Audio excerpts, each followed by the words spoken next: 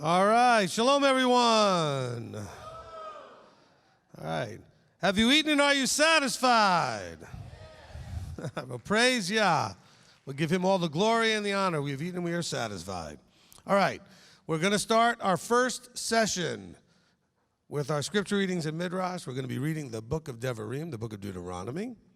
If you would like to read, I have 11 readings to do. And so we're going to use the second row right up here on your right, my left. Okay, second row is for readers. And I think there's 12 chairs there, so if we just have them all full but one, we should have enough readers for today. Okay? I'm looking around. Is Rabbi Tom in here? No. Okay, because I know he would read. So we may leave an extra spot for him if he shows. I know it's a little bit tough to get the schedule worked out, and you ate lunch, and then you came here. And so I'm sure people will be trickling in. Okay. Once we get started, I want you to look around the room and recognize all of you are the ones who started the journey. Let's see how many of you finished the journey by day 5, okay? We should offer like a prize for that. Actually, there is a prize. You will be blessed to have heard and listened to everything live that you were here for. All right, so we're going to be reading the book of Deuteronomy in 5 sessions. So today, Friday, Saturday, Sunday, and Monday. All right, so that's going to be our 5 sessions. The Saturday one will be a little bit shorter, and that one will be in the morning because we do our services in the afternoon. And so I gave it a little bit less readings for that day so we can get a little bit more done in our discussion portion. All right, so the way this will work is we're going to go ahead and I have 11 readings. We're going to read Devarim, Deuteronomy chapter 1 through 5. We're going to read 5 chapters today, chapters 1 through 5. You're going to be reading in the range of 17 to 20 some odd verses, each person, as we go through this. You may even have, half a chapter that you might do, which is okay, because some of the chapters only have about 30, 40 verses in them. And so each reader is going to get a little more than we usually do on Tuesdays, so we can get a lot done more quickly. All right? And so we'll call you up one at a time, and when we do, we have a brief blessing we'll say over each reader, and then we'll have you come up right here to the microphone and the stand, and the book is already open. Then we have a large print scriptures right there on the stand, or you can bring your own if you want to read out of yours. All right? Now, while you're following along, we are going to then have what we call a Midrash, or a discussion of what we've read. And so I want to encourage all of you to have some way to take notes, because you may want to note something just for yourself. You also may want to note something to make a comment or ask a question later. If you're on the live stream, we have Kurt and Rob will be back there on the live stream desk. And we're going to have the chat mostly shut down during the readings time, and then we'll open it up for discussion when we finish the readings.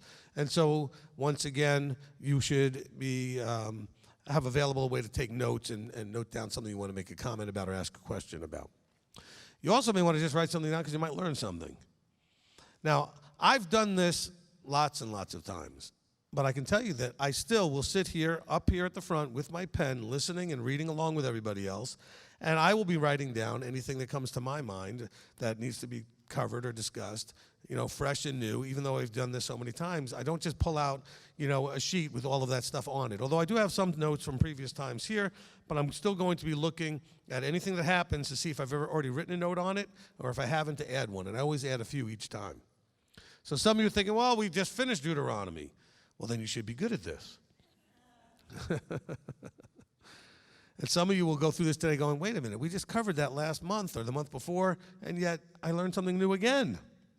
And that's a beautiful thing, and that's the way it should be. Amen? Amen. Okay.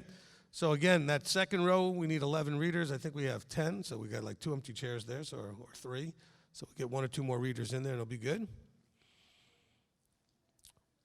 All right.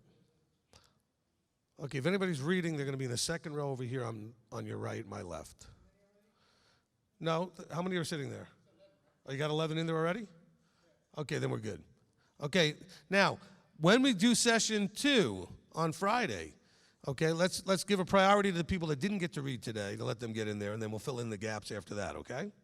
Because we have lots of readings to do over the next 5 sessions, and so everybody should get an opportunity to read. All right. So I'm going to call you up one at a time. You come up to the microphone over here. The mic is laying on, Kurt's going to have it right there. So you come up to the mic, he'll hand you the mic, and then the scriptures is open already to Deuteronomy chapter 1, and I'll tell you what you're going to read. So who's going to go first? Kevin. Okay. There we go. All right. He who blessed our fathers, Abraham, Isaac, and Jacob, may he bless Kevin, who's come up to honor Yahweh in the Torah. May the set apart one bless him and his family and send blessing and prosperity in all the works of his hands. Amen. All right. Kevin's going to start us on Deuteronomy chapter 1 and verse 1 and read up to verse 23. These are the words which Moshe spoke to all Israel beyond the Jordan in the wilderness, in the desert plain opposite Suf, between Paran and Tophel and Lavan, Hatzeroth and Dizahab. 11 days' journey from Horeb by way of Mount Seir to Kadesh Barnea.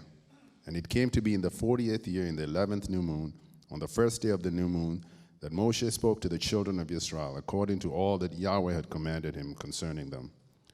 After he had stricken Sihon, sovereign of the Amorites, who dwelt in Heshbon, and Og, sovereign of Bashan, who dwelt at Ashtaroth and Edrei, beyond the Jordan in the land of Moab, Moshe undertook to declare this Torah, saying, Yahweh our Elohim spoke to us in Horeb, saying, You have dwelt long enough at this mountain.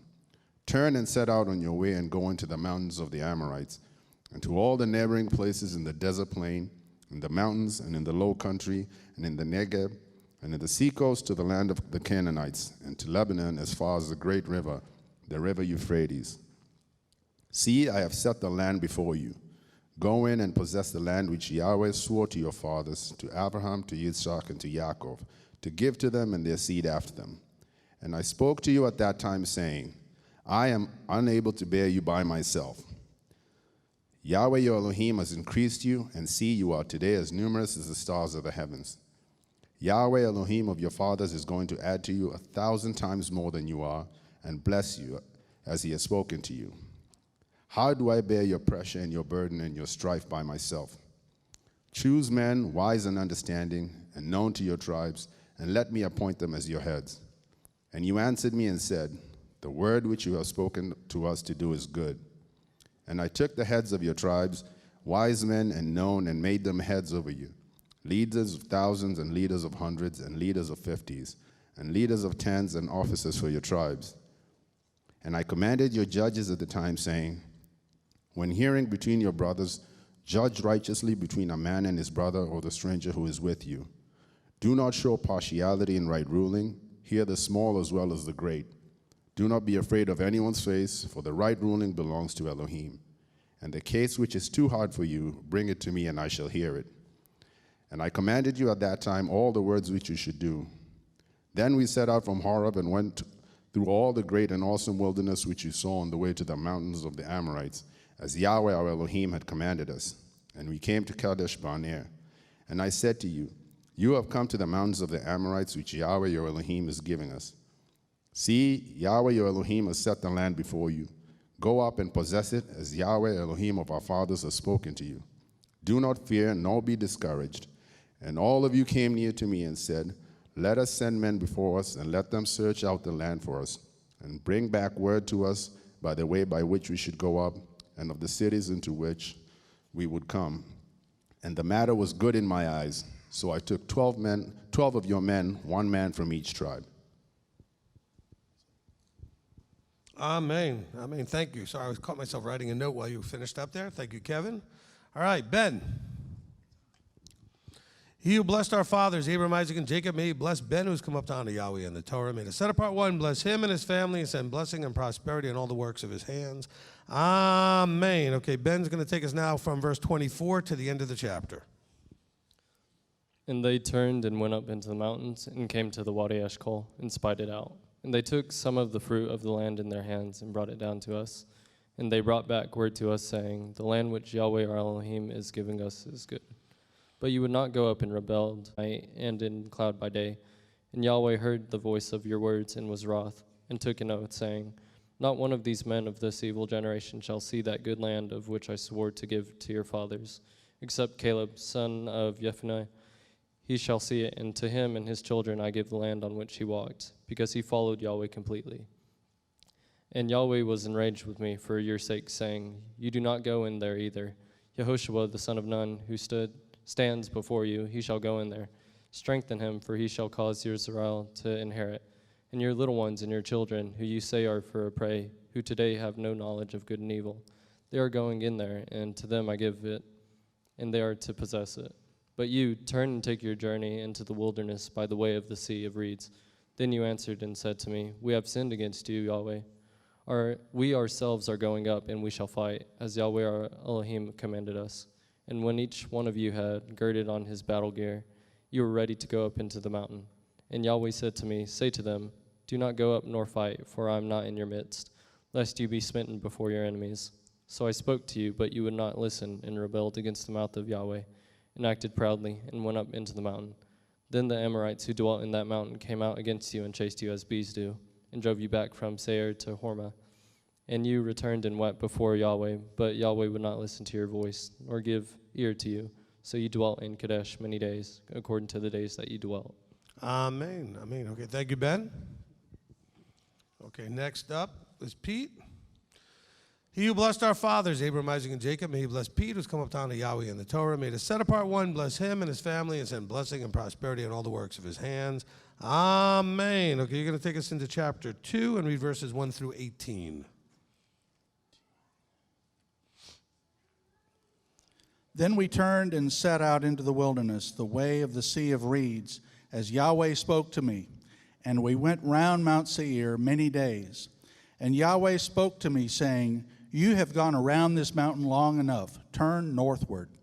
And commanded the people, saying, You are about to pass over into the border of your brothers, the descendants of Esau, who live in Seir, and they are afraid of you, so be on your guard. Do not strive with them, for I do not give you any of their land, no, not so much as one footstep, because I have given Mount Seir to Esau as a possession. What food you buy from them with silver you shall eat, and also what water you buy from them with silver you shall drink. For Yahweh your Elohim has blessed you in all the work of your hand. He has known your wandering through this great wilderness. These 40 years Yahweh your Elohim has been with you. You have not lacked any matter. And when we passed beyond our brothers, the descendants of Esau, who dwell in Seir, away from the way of the desert plain, away from Eliath and Etzion Geber, we turned and passed over by way of the wilderness of Moab. And Yahweh said to me, Do not distress Moab, nor stir yourself up against them in battle, for I do not give you any of their land as a possession, because I have given Ar to the descendants of Lot as a possession. The Emites had dwelt there formerly, a people as great and numerous and tall as the Anakim. They were also reckoned as Rephaites, like the Anakim, but the Moabites call them Emites. And the Horites formerly dwelt in Seir, but the descendants of Esau dispossessed them and destroyed them from before them, and dwelt in their place as Israel did to the land of their possession, which Yahweh gave them. Now rise up and pass over the Wadi Zered. So we passed over the Wadi Zered, and the time we took to come from Kadesh Barnea until we passed over the Wadi Zered was 38 years, until all the generation of the men of battle was consumed from the midst of the camp, as Yahweh had sworn to them. And also the hand of Yahweh was against them, to destroy them from the midst of the camp until they were consumed. And it came to be, when all the men of battle had finally perished from among the people, that Yahweh spoke to me, saying, This day you are to pass over at Ar, the boundary of Moab. Amen. All right, thank you, Pete. Okay. Shamash Rab. He who blessed our fathers, Abraham, Isaac, and Jacob, may he bless Shamash Rab, who's come up down to Yahweh in the Torah. May the set-apart one bless him and his family and send blessing and prosperity on all the works of his hands. Amen. All right, you're going to take us now from verse 19 to the end of the chapter. And when you come near the children of Ammon, do not distress them, nor stir yourself up against them, for I do not give you any of the land of the children of Ammon as a possession, because I have given it to the descendants of Lot as a possession. That was also reckoned as a land of Rephaites. Rephaites formerly dwelt there, but the Ammonites call them Zamzummim, a people as great and numerous, as tall as the Anakim. But Yahweh destroyed them before them, and they dispossessed them and dwelt in their place, as he had done for the descendants of Esau, who dwelt in Seir. When he destroyed the Horites from before them, they dispossessed them and dwelt in the place even to this day. And the Avim, who dwelt in the villages as far as Azah and Kephtorim, who came from Zaphtor, destroyed them and dwelt in their place. Arise, set out and pass over the Wadi Arnon. See, I have given into your hand Sihon, Amorite, sovereign of Heshbon, and his land. Begin to possess it and stir up yourself against him in battle. This day I begin to put the dread and fear of you upon the peoples under all the heavens, who, when they hear the report of you, shall tremble and shake because of you. Then I sent messengers from the wilderness of Kedemoth to Sihon, sovereign of Heshbon, with words of peace, saying, let me pass it over through your land on the highway. I shall go on the highway, turn neither to the right nor to the left. What food you sell me for silver, I shall eat, and what water you give me for silver, I shall drink. Only let me pass over on foot. As the descendants of Esau, who dwell in Seir, and Moabites, who dwell in Ar, did for me, until I pass over the Jordan to the land Yahweh Elohim has given us. But Sihon, sovereign of Heshbon, would not let us pass over, for Yahweh your Elohim hardened his spirit and strengthened his heart to give him into your hand as it is this day. And Yahweh said to me, see, I have begun to give Sihon and the land over to you, begin to possess, in order to possess his land. And Sihon and all his people came out against us to fight at Yahatz. And Yahweh our Elohim gave him over to us, so we struck him and his sons and all his people. And we took all his cities at that time. We put the men, women, and little ones of every city under the ban. We left none remaining. Only the livestock we took as plunder for ourselves, and the spoil of the cities which we captured. From Aroer, which is on the edge of the Wadi Arnon, and the city that is by the Wadi, as far as Gilead, there was not one city too high for us. Yahweh our Elohim gave all to us. Only you did not go near the land of the children of Ammon, anywhere along the Wadi Yabak, or the cities of the mountains, or anywhere as Yahweh our Elohim commanded us. Amen. Amen. Thank you, Rob. All right, next up, Gabriel.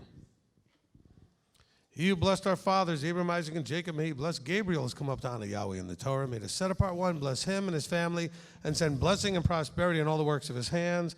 Amen. Okay, you're going to take us now into chapter 3 and read verses 1 through 15.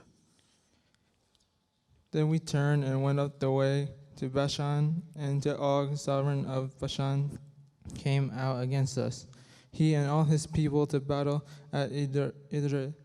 And Yahweh said to me, do not fear him, for I have given him and all his people and his lands into your hand. And you shall do to him as you did to Sihon, sovereign of the Amorites, who dwell at Heshbon. So Yahweh our Elohim also gave into our hands Og, sovereign of Bashan, with all his people, and we struck him until he had no survivors remaining. And we captured all his cities at the time. There was not a city which we did not take from them. 60 cities, all the district of Arab, the reign of Og and Bashan. All these cities were fenced with high walls, gates, and bars, besides a great many unwalled towns.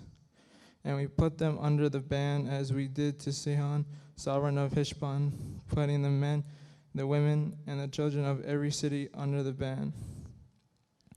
But all the livestock and the spoil of the cities we took as booty for ourselves.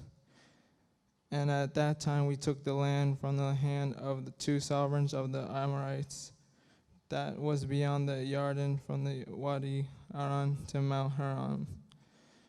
Tisyons call Hiram Siron, and the Amorites call it Sinner. All the cities of the plain, all Galad, and all Bashan, as far as Salka and Idre, the cities of the reign of Og and Bashan.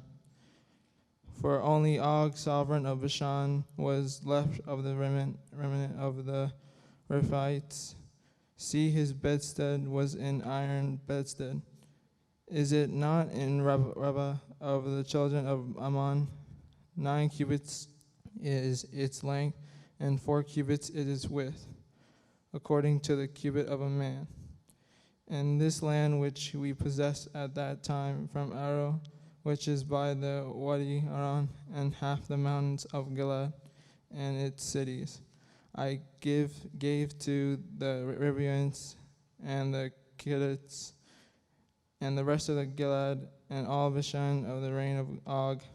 I gave to half the tribe of Messianic, all the district of Arab, with all the Bashan called the land of the Rephaites. Yair, son of Messianic, had taken all the district of Arab as far as the border of the Geshurites and the Machites, and called them after his own name, the Bashan of Hawa-Yir to his day.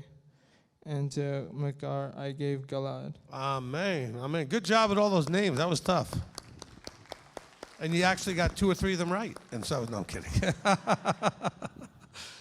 No, excellent. That's hard stuff. It's very hard. All right.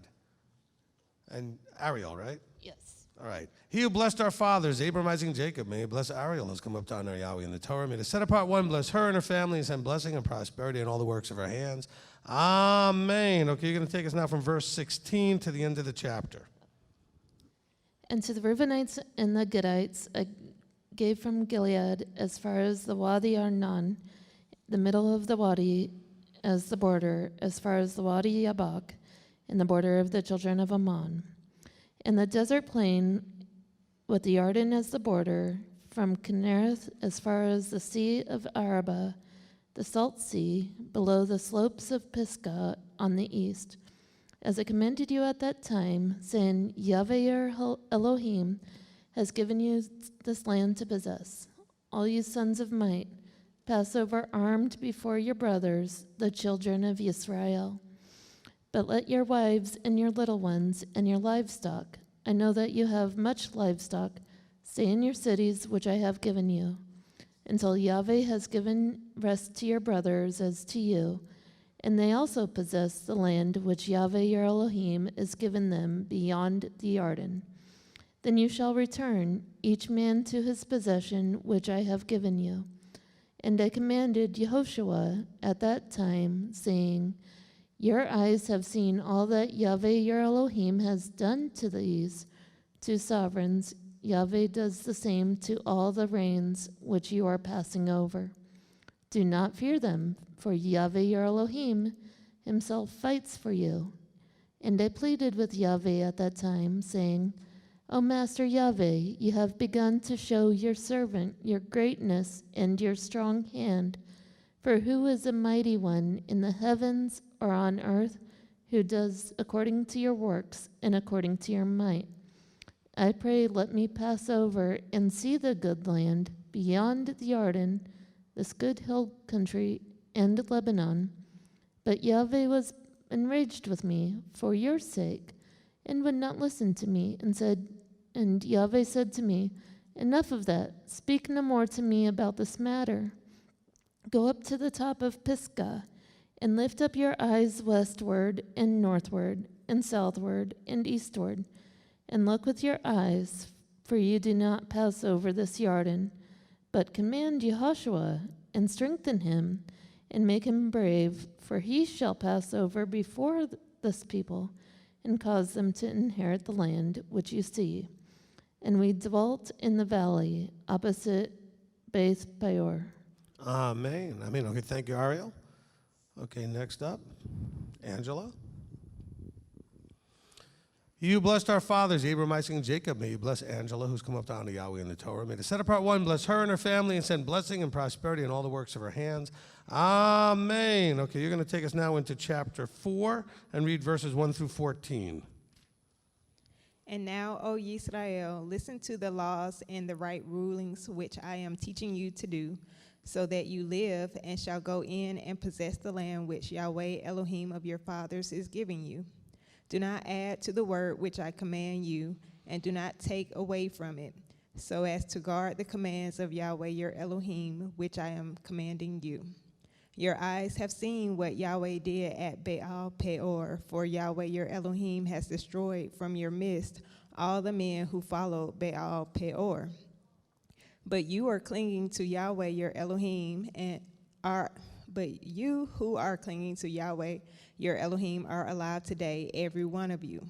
See, I have taught you laws and right rulings, as Yahweh my Elohim commanded me to do thus in the land which you go to possess. And you shall guard and do them, for this is your wisdom and your understanding before the eyes of the peoples who hear all these laws. And they shall say, only a wise and understanding people is this great nation. For what great nation is there which has Elohim so near to it, as Yahweh our Elohim is to us, whenever we call on him? And what great nation is there that has such laws and righteous right rulings like all this Torah, which I set before you this day? Only guard yourself and guard your life diligently, lest you forget the words your eyes have seen, and lest they turn aside from your heart all the days of your life. And you shall make them known to your children and your grandchildren. The day when you stood before Yahweh your Elohim in Horeb, Yahweh said to me, assemble the people to me, and I make them hear my words, so that they learn to fear me all the days they live on the earth, and teach them to their children. And you came near and stood at the foot of the mountain, and the mountain burnt with fire to the heart of the heavens, darkness, cloud, and thick darkness. And Yahweh spoke to you out of the midst of the fire. You heard a voice of words, but saw no form. You only heard a voice. And he made known to you his covenant, which he commanded you to do, the 10 words. And he wrote them on 2 tablets of stone. And Yahweh commanded me at that time to teach you laws and right rulings for you to do them in the land which you pass over to possess. Amen. Amen. Okay, thank you, Angela. Okay, next reader. And is that Janet? Yes. Got to remember my names. I'm doing good. All right. He who blessed our fathers, Abraham, Isaac, and Jacob, may he bless Janet, who's come up to honor Yahweh in the Torah. May the set apart one bless her and her family and send blessing and prosperity in all the works of her hands. Amen. Okay, you're going to continue in chapter 4 by reading verses 15 to 31. Verse 15. Therefore, diligently guard yourselves, for you saw no form when Yahweh spoke to you at Hebron, out of the midst of the fire, lest you should not corruptly and shall make for yourselves a carven image in the form of any figure, and likeness of the male or female, and likeness of any beast that is on the earth, or the likeness of any winged bird that flies in the heavens, and likeness of any creature that creeps on the ground, or likeness of any fish that is in the water under the earth.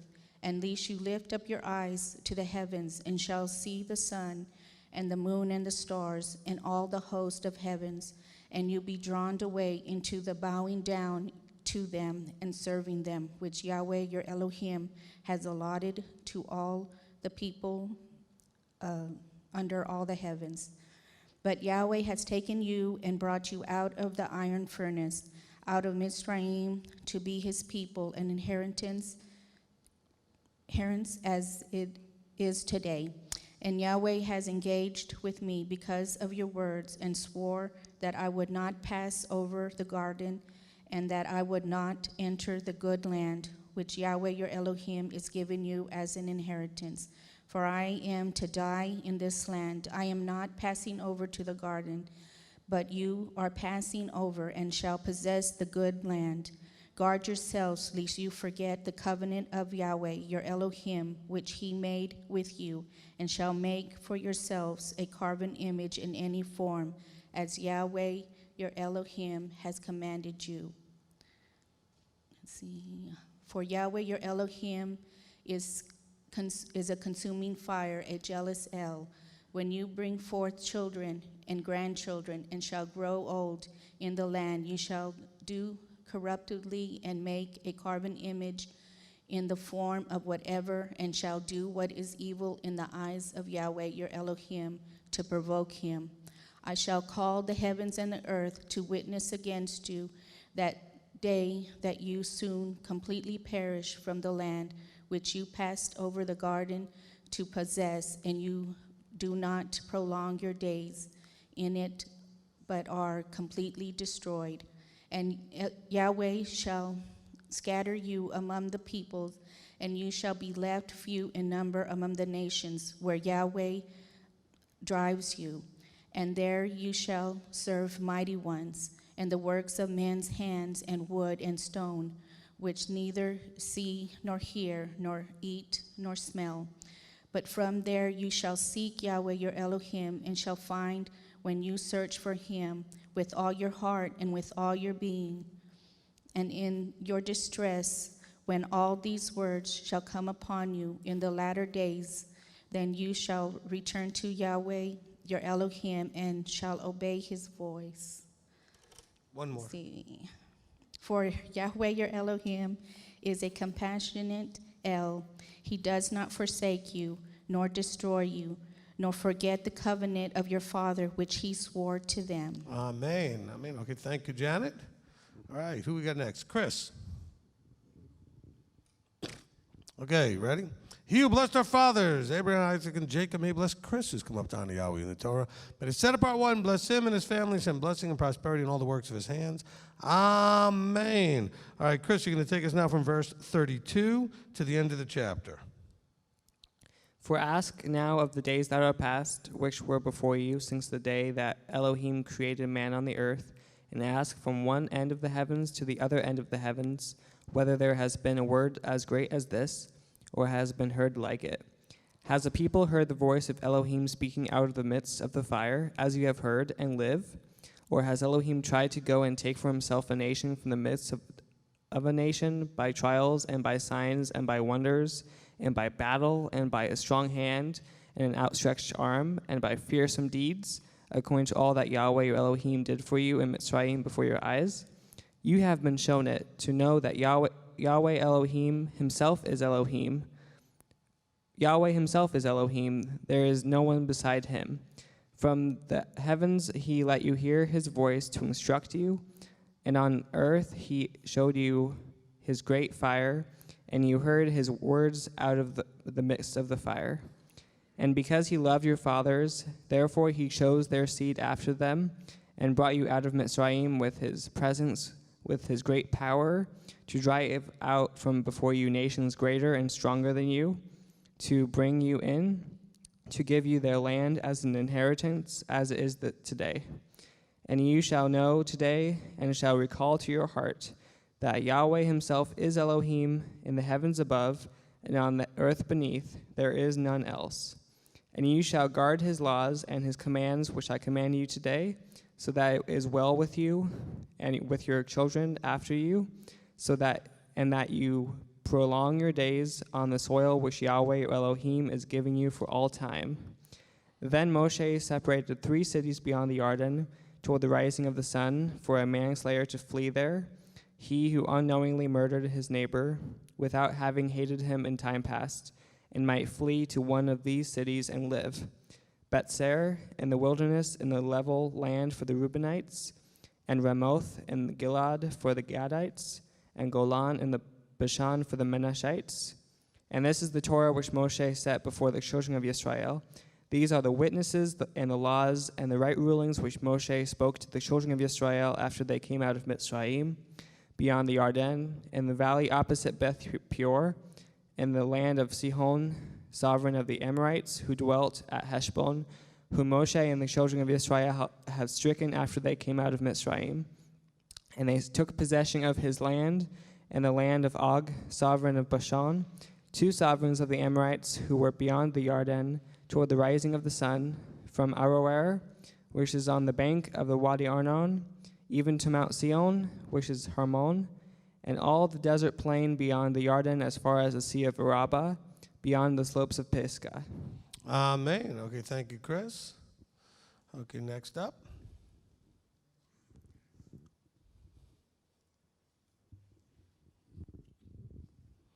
All right, Bob. He who blessed our fathers, Abraham, Isaac, and Jacob, may he bless Bob, who's come up down to Yahweh in the Torah. May the set apart one bless him and his family and send blessing and prosperity in all the works of his hands. Amen. Okay, you're going to take us now into chapter 5 and read verses 1 through 15. And Moshe called all of Israel and said to them, Hear, O Israel, the laws and right rulings which I speak in your hearing today, and you shall learn them and guard to do them. Yahweh your Elohim has made a covenant with us in Horeb. Yahweh did not make this covenant with our fathers, but with us, those who are here today, as of us who are alive. Yahweh spoke to you face to face on the mountain from the midst of the fire. I stood between Yahweh and you at that time to declare to you the word of Yahweh. For you were afraid because of the fire, and you did not go up to the mountain, saying, I am Yahweh your Elohim, who brought you out of the land of Mitzrayim, out of the house of bondage. You have no other mighty ones against me, my face. You do not make for yourself a carved image, any likeness of which is in the heavens above, or which is in the earth beneath, or which is in the waters underneath the earth. You do not bow down to them nor serve them. For I, Yahweh your Elohim, am a jealous El, visiting the crookedness of fathers upon children to the third and fourth generations of those who hate me, but showing loving commitment to thousands, to those who love me and guard my commands. You do not bring the name of Yahweh your Elohim to naught, for Yahweh does not leave him unpunished who brings his name to naught. Guard the Sabbath day to set it apart, as Yahweh your Elohim commanded you. 6 days you labor and shall do no work, but the seventh day is the Sabbath of Yahweh your Elohim. You do not do any work, you, nor your son, nor your daughter, nor your male servant, nor your female servant, nor your ox, nor your donkey, nor any of your cattle, nor your stranger who is within your gates, so that your male servant and your female servant rest as you do. And you shall remember that you were a slave in the land of Mitzrayim, and that Yahweh your Elohim brought you out from there by a strong hand and by the outstretched arm. Therefore Yahweh your Elohim commanded you to perform the Sabbath day. Amen. Amen. All right, thank you, Bob. All right, last reader, Rabbi Tom.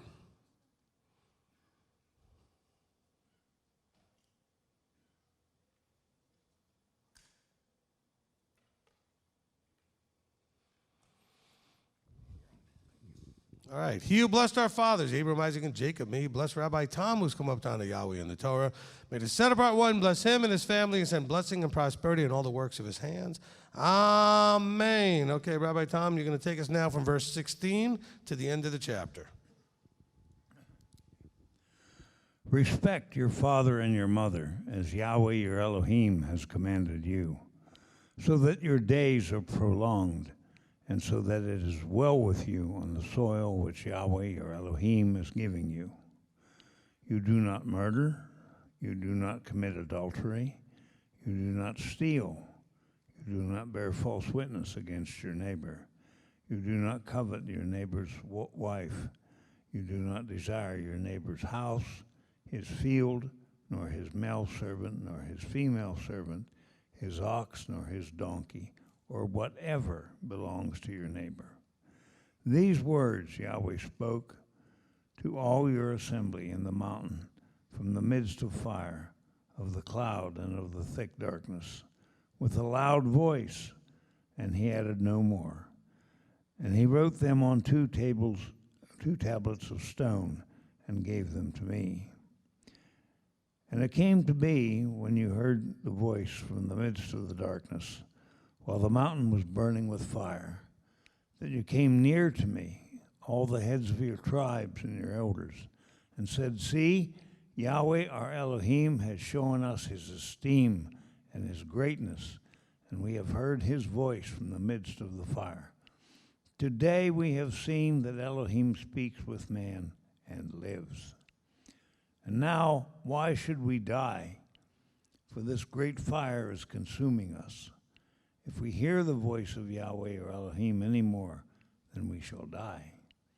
For who is there of all flesh who has heard the voice of the living Elohim speaking from the midst of the fire as we have and does live? You go near and hear all that Yahweh or Elohim says, and speak to us all that Yahweh our Elohim says to you, and we shall hear and do it. And Yahweh heard the voice of your words when you spoke to me, and Yahweh said to me, I have heard the voice of the words of this people, which they have spoken to you. They have done well in all that they have spoken. Oh, that they had such a heart in them to fear me and to guard my commands always, so that it might be well with them and with their children forever. Go, say to them, return to your tents. But you stand here by me, and let me speak to you all the commands and the laws and the right rulings which you are to teach them, and they shall do them in the land which I am giving them to possess. And you shall guard to do as Yahweh your Elohim has commanded you. Do not turn aside to the right or to the left. Walk in all the ways which Yahweh your Elohim has commanded you, so that you live and it might be well with you. And you shall prolong your days in the land which you possess. Forgot to turn that back on. Amen. Amen. All right. Thank you, Rabbi Tom. Thank you, all the readers.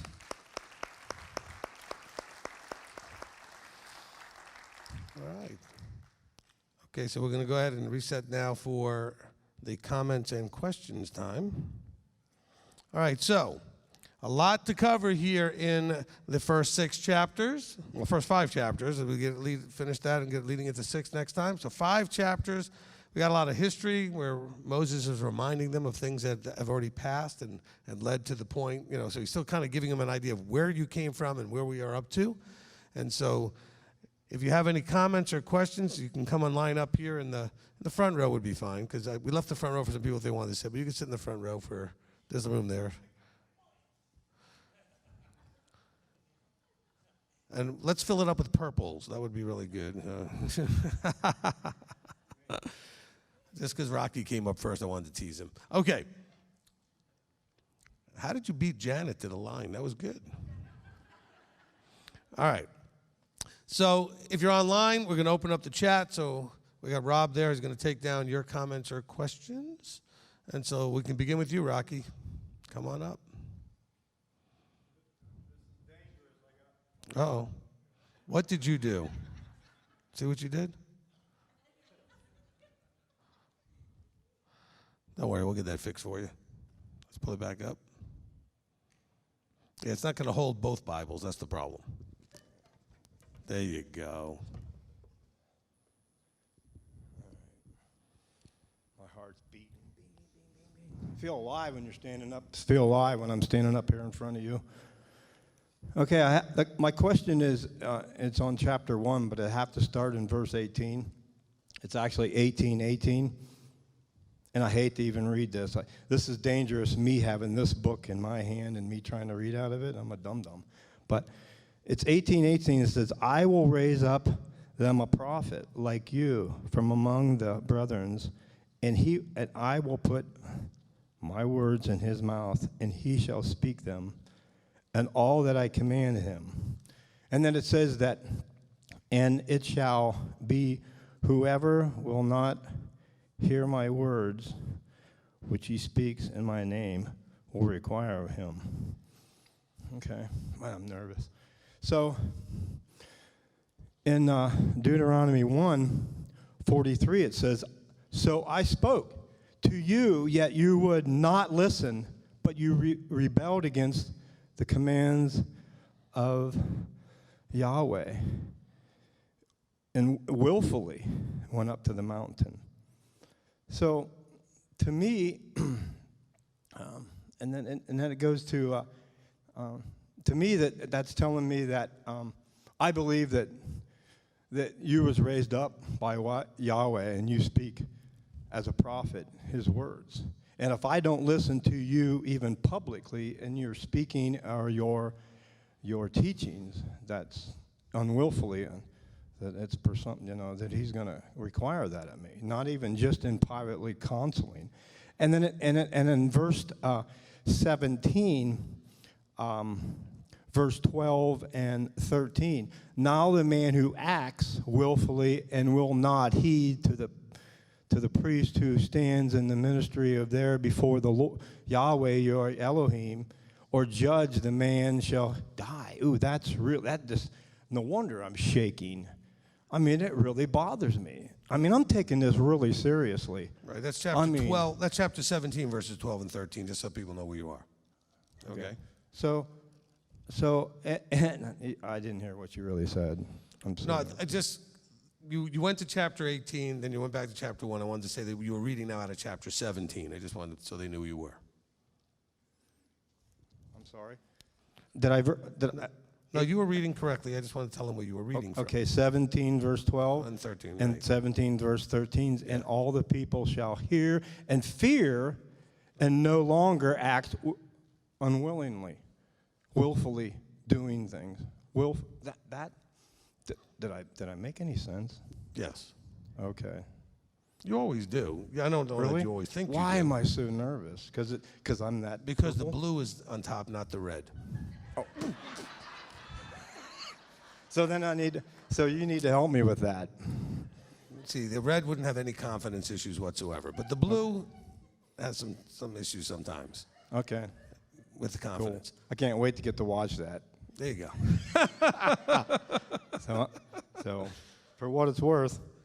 No, I appreciate that. Very good. Okay, so he was trying to make a point. Let me connect it to chapter 1, which is where we were. We didn't get to 17 or 18 today. Can you tie that in? Yes, I can tie that in. Of course I can. I'm red. We'll make it work. All right.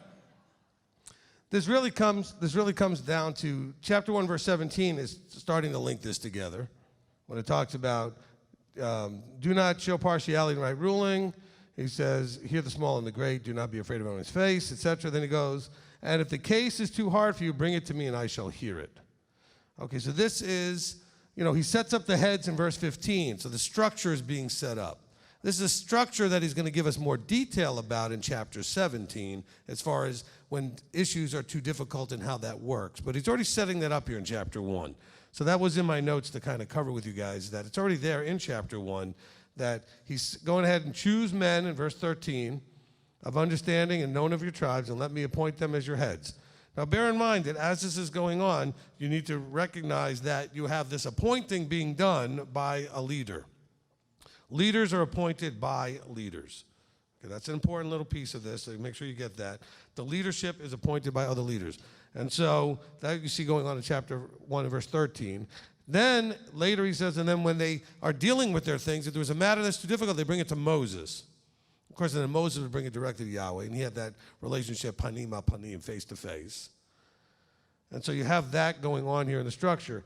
And then he says that when you see it go into another chapter like 17 and 18, 17 talks about when there's a matter that's too difficult and you go to the leadership, and we're going to cover that a lot when we get to those chapters, you need to be aware that if you're going to bring it to leadership, this is the caveat, this is the important thing. If you're going to do this, you're not required to. If you're going to go to leadership with your problem, with your issue, with your question, then you have to go ready to submit to what they tell you to do. That's if you are in a structure and it's your leadership. Not if it's a leader out there who you just happen to want to ask a question, it's not your leader, and you know what I'm saying, the difference? But if you are in a structure with a leader and that person is looked at by you as your leader, and you go and ask a question, if you don't go there ready to submit, then you're just taking an opinion poll. I just want your thoughts. Well, it also is very clear from this that the leader, whatever he decides and whatever he says, his judgment, if it's wrong, is going to be on him. And it's a double judgment on top. And so that leader should be taking it very, very seriously to give you the answer with the expectation that you're going to do it, and if you do it and it doesn't work right, that's on me if I'm the leader. And that's important. So the word that was not in the way that Rocky was reading, but in Deuteronomy 17, it actually calls it arrogant. Okay, he says if you're unwilling to do. But really, it's unwillingness from an arrogance point of view. Well, I'm not listening to him. I'm going to do what I want. Well, then why'd you ask? Why'd you go ask for help? And let's all totally finally let go of this idea that, well, I don't need a teacher and I don't need a leader. I've got the Ruach. Well, then I would be fine with that if you had no issues and no questions that you needed help with. And you can't tell me that that's the case. You all have questions and you all have issues that you need help with. So apparently that's just either the Ruach isn't working for you and nobody else either, or it's not the way it was designed to go. And this comes back to, we didn't get there yet, but in Deuteronomy, later on in chapter 5, when we're getting the Ten Commandments, the people say, we don't want to hear directly. We want to hear through a man. Give us that little buffer, that little cushion there. So Moses, let him talk to you and then you talk to us. And Yahweh said that was okay with him, that would work. And that's the way it's worked ever since. Now, a lot of people, when they come through Christianity, want to believe that, no, now we just go, we have the Spirit and we go through the Spirit. But yet all of them are confused and have questions and issues that the Spirit apparently isn't answering. So let's just live in reality and recognize that either we are just not getting it.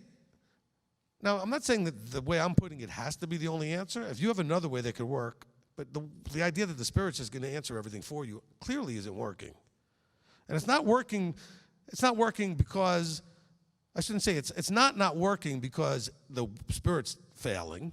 It's not working because it's not the way it was designed to work. That's my belief. That's my understanding from the Scripture. That's why he says all this stuff in Deuteronomy. So I think that's very important that we get that. Because this again, is the biggest challenge for Israel you'll see all the way through. And guess what? We decided to graft in and become Israel too. It's still our same problem. The idea of submitting. And we see this going on and on over here. Look, it starts off in chapter 1 and in the very beginning here, and he says to them, you've dwelt long enough at this mountain, verse 6. But if you read verse 7, you know why they're still hanging out at the mountain. Because he wants them to go to the mountains of the Amorites and the Canaanites and these guys. They don't want to deal with that. So they're putting it off. They're like, nah, let's just hang out here for a while. Because he'd already told them where they were going, and they just didn't want to do it. And so, do you do that? I mean, do you find yourself knowing where he wants to send you, and you're starting to act sort of Jonah-like or Israel-like, and you just don't want to go through where he wants you to go? I don't want to go there. I don't want to go through that journey. Remember what it says about Yeshua. Yeshua was willing to go through the journey. He went in because he knew where it would end up, and it would be worth it. And we have verses to tell you that, right? He was willing to suffer knowing the end of the story, how it plays out. But are we willing to do that? And I think a lot of times we're not thinking about it that way. So even that, if I asked you, of course you would say you were willing. But then when you're in it, you're not thinking about it that way. So it turns out that you're not as willing as you thought. Okay? So on a conscious level, if someone asks you, of course I'm willing. But are you living that? Okay? Are you actually living that willingness? And that's where it can really be a problem. All right, Janet. I won't drop my pen this time. All right, Rabbi, 1, 8 and 21, it's about the same, right? It says, see, I have set the land before you. Go in and possess the land which I was swore to your fathers. Mm-hmm. And so when it says that Elohim has set the land before you, go up and possess it. Now thinking about I was trying to find it, but it's at the end of Deuteronomy when it talks about, I said before you life and death, like the blessing 30. And the curse, yes. Yeah. And how it's the same, like the land. I mean, they were talking about literal land, but we're looking into the promised land, which we hopefully will get there.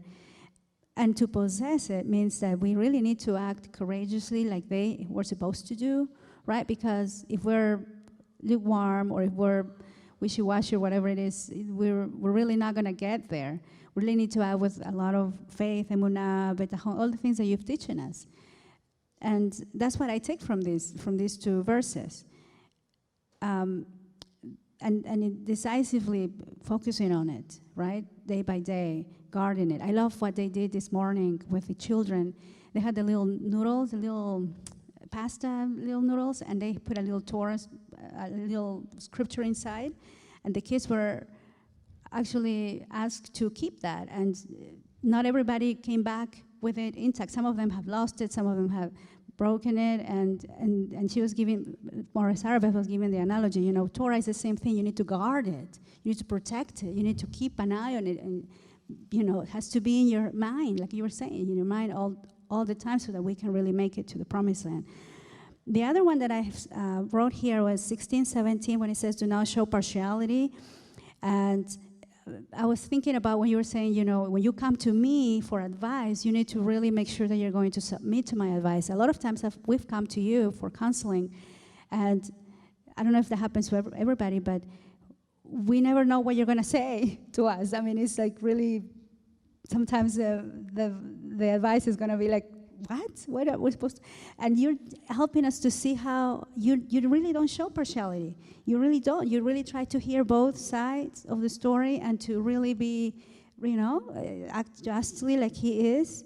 And I love that part. I thought of you, Rabbi, in counseling. Amen. And then 35, when it says that not any of these men of the evil generation will enter the land, only Joshua, because he's the only one who acted, who followed all the commands, I think is what it says. It says Caleb. Yes, Caleb and Joshua. Yeah. And same thing, right? From the first few verses that I read, is that we need to be like them, right? I mean, not everybody's going to make it, but we can be like them. And 43, it talks about being proud. So when we go, you were saying, when we come to counsel and we're not submitting, or sometimes we don't want to go to counsel because we're acting proudly, it's the same here. When we're not following him, we are also acting proudly, because it said the ones who acted proudly, they did not make it to the land. So I think pride is a big problem. I think that we need to keep an eye on and address. And Amen. You know. All right, now let me unpackage some of that. Good job as always, Janet. Okay, so look at, let's take the last thing first, but then we'll go back to, well, actually, you know what, let me build into that verse. When you were talking about where he said in verse 8, I've set the land before you, go and possess it. Then in verse 21, he said, I've set the land before you. We have to read what he's saying here at the end there. He says, do not fear nor be discouraged. Now, bear in mind, when he says things, and we're going to see in about a few verses why he said that, there's always a reason. If you're going to tell somebody to not be afraid and be strong and encouraged, it's because you have every expectation that what they're about to experience could be discouraging and cause them to be afraid. You have to keep that in mind, okay? He's not just telling you be strong and of good courage because you're not going to need it. It's because you're going to face things that if you're not strong and of good courage, you could be weak and afraid. And so this is important. So he says, go and possess and do not fear, do not be discouraged. So notice this is the submission problem. So not only is there an arrogance here, but because they actually were afraid, they said, well, why don't we just send some guys in to check it out first? Okay, and Yahweh let them do that. He says, well, let's go ahead and send some guys out there and go check it out. And then when they came back with the report, it says that they were made afraid. Their hearts melted. This is in verse 28. It says, where are we going to? Our brothers have made our hearts melt, saying the people are greater and they're tall and there's walls and there's so many of them and we're just little bugs to them. And he said, be strong and of good courage. Don't be afraid. Don't be discouraged. And so rather than just say, as Joshua and Caleb, yes, sir, I trust you and I believe. Remember, this is all about fear and doubt versus trust and belief. If you have appropriate levels of trust and belief, then you can submit. The reason you don't submit is because you don't trust or you don't believe in the person who's giving you the information. They still had an I am Yahweh problem. He said, I am Yahweh. I'm your Elohim. I'm the one that made the heavens and the earth. I have all power, all might, all strength. I can do anything, and you still don't trust me. And that's them not trusting him. But we have that same problem in all leadership moments, where if we're not trusting and believing in that person, in their role, and their their authority to do certain things, then we're not going to generally do it. So first, they're like, well, let's just send some guys over there. Let's go check it out. We don't want to just do that. And then, let's go ahead and not go because it's big and scary. We're not going to do what he said. We don't trust him. We don't believe him. You see this playing out that way. Then we see this in verse 43, and he says, and I spoke to you, but you would not listen and rebelled against the mouth of Yahweh and acted proudly, and then went up into the mountain. This is after they didn't go, got in trouble, and then they wanted to go. After he told them not to go. See, that's also part of the arrogance. It's not just arrogance not to listen. It's arrogance to do it your way. He said, no, I've now decided not to do that. And now you're going to run and do it anyway. He said, wait a minute. And their argument is, well, you said to go. And then I said not to go. You got to listen to what I say. I said to go, you didn't want to go. So then I said, fine, we're not going to go right now. And then he said, oh, no, we don't want to wander the desert and die. We'll go now. Too late. You have to follow instruction. You have to listen. You have to be submissive. Remember, the reason submission is the word I'm using is because they did not trust or believe that this is the right thing to do. They were afraid. They didn't want to do it. Remember, doing something when you don't want to do it, that is submission. You must submit. Same thing when I talked about discipline the other day. I said, look, if you want to know what discipline is doing what you need to do even when you don't want to do it. You have to make yourself submit. You have to override your actual desire. My desire is I don't want to do it, but it needs to get done. So I need to submit to that need. And so I'm going to do it anyway. Well, here, they were afraid, but they gave in to their fear. They had doubt. They didn't trust. They also, what else did they do that was a big deal? They actually did submit to the wrong people. They listened to the wrong people. Doesn't matter, and I'm not trying to scold anybody, but own it if you need to own it. It doesn't matter how many times a leader might tell you to come to that leadership and not just talk to each other about something, and you'll still do the opposite. You'll go to each other about it, but you won't go to leadership about it. It doesn't matter how many times. And then people come over to me and said, oh, well, I heard this and this and this. And I said, why are you guys all talking about that amongst each other instead of coming to the leader who can actually fix the problem? We see this happening all the time. Yesterday, in the food line, there was a little rumor went around that the meatballs had pork in it. They did not. But nobody thought to ask the leadership. They're all just talking to each other, and they're trying to talk to staff members who didn't know what they were talking about because these are just the people that bring the food out. They didn't talk to people in the kitchen that actually made the food. But see, that's what we do. These are the kinds of things that we do. I'm just giving you as an example. Something's going on, you're not sure, or you have an opinion that it's right or wrong or whatever it is, and you don't go to the leadership, you go to each other and you talk about it. And then you end up having this problem where you now stirred up members of the body in a negative way, and then they start going in a direction not the way the leadership wanted them to go. They're not listening, they're in rebellion.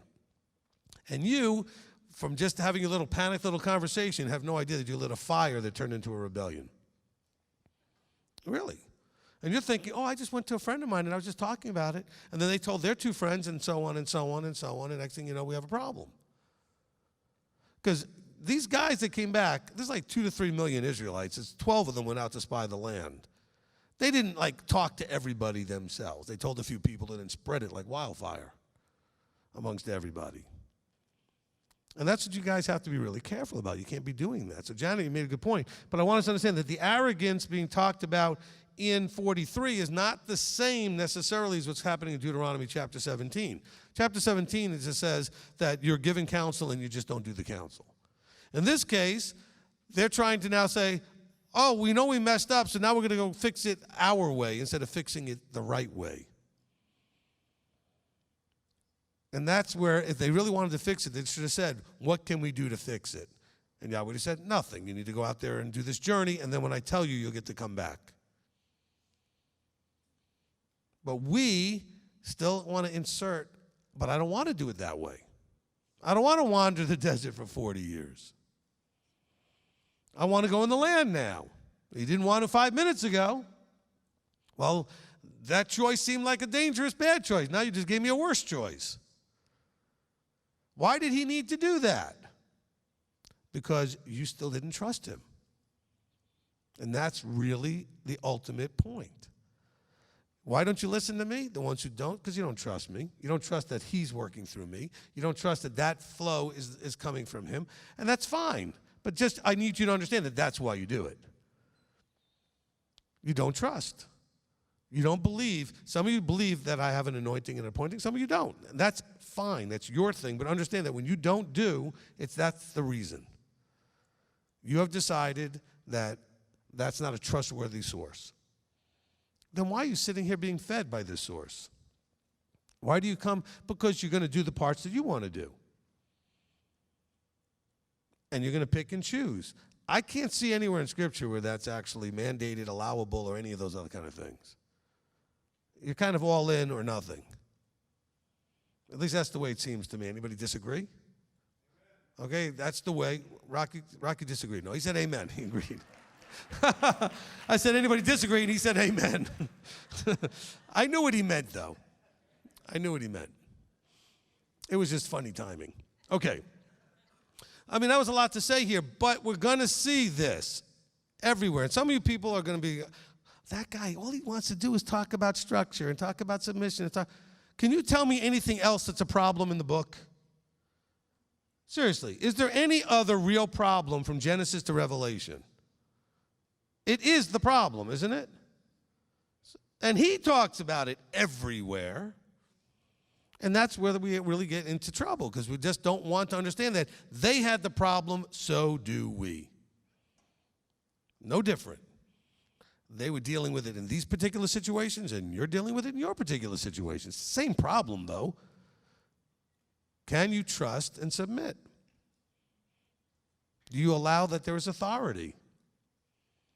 We all have that tendency towards wanting independence and not having any kind of control put on us. But it's incredible how much control other people have on you that you don't even realize, because we call that influence. If you have a lot of people in your life that are strongly influential, like when they say something, you tend to listen, obey, and do, that's a lot of influence you're allowing those people to have, even if you're not thinking about it that way. There's people in your life, you'll do what they say, even if it was just an opinion they shared and not like they actually told you to do anything.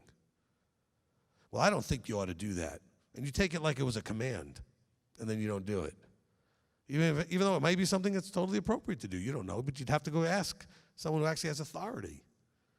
But you already have those control figures in your life, those people who what they say matters to you so much. And the reason is because for whatever reason you trust and believe them. And I'm not saying there shouldn't be other people in your life that you trust and believe, depending on what it's for, right?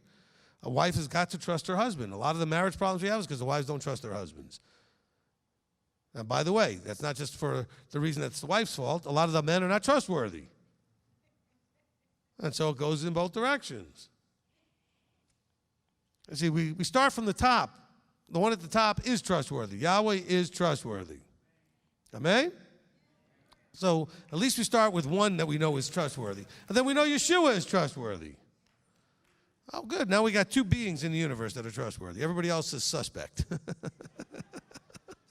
All right? But then we have to understand our roles within the vertical. Remember, I've told you this dozens and dozens of times. All of us are in what I would call a middle position, which means that you are subject to, and you have those that are subject to you.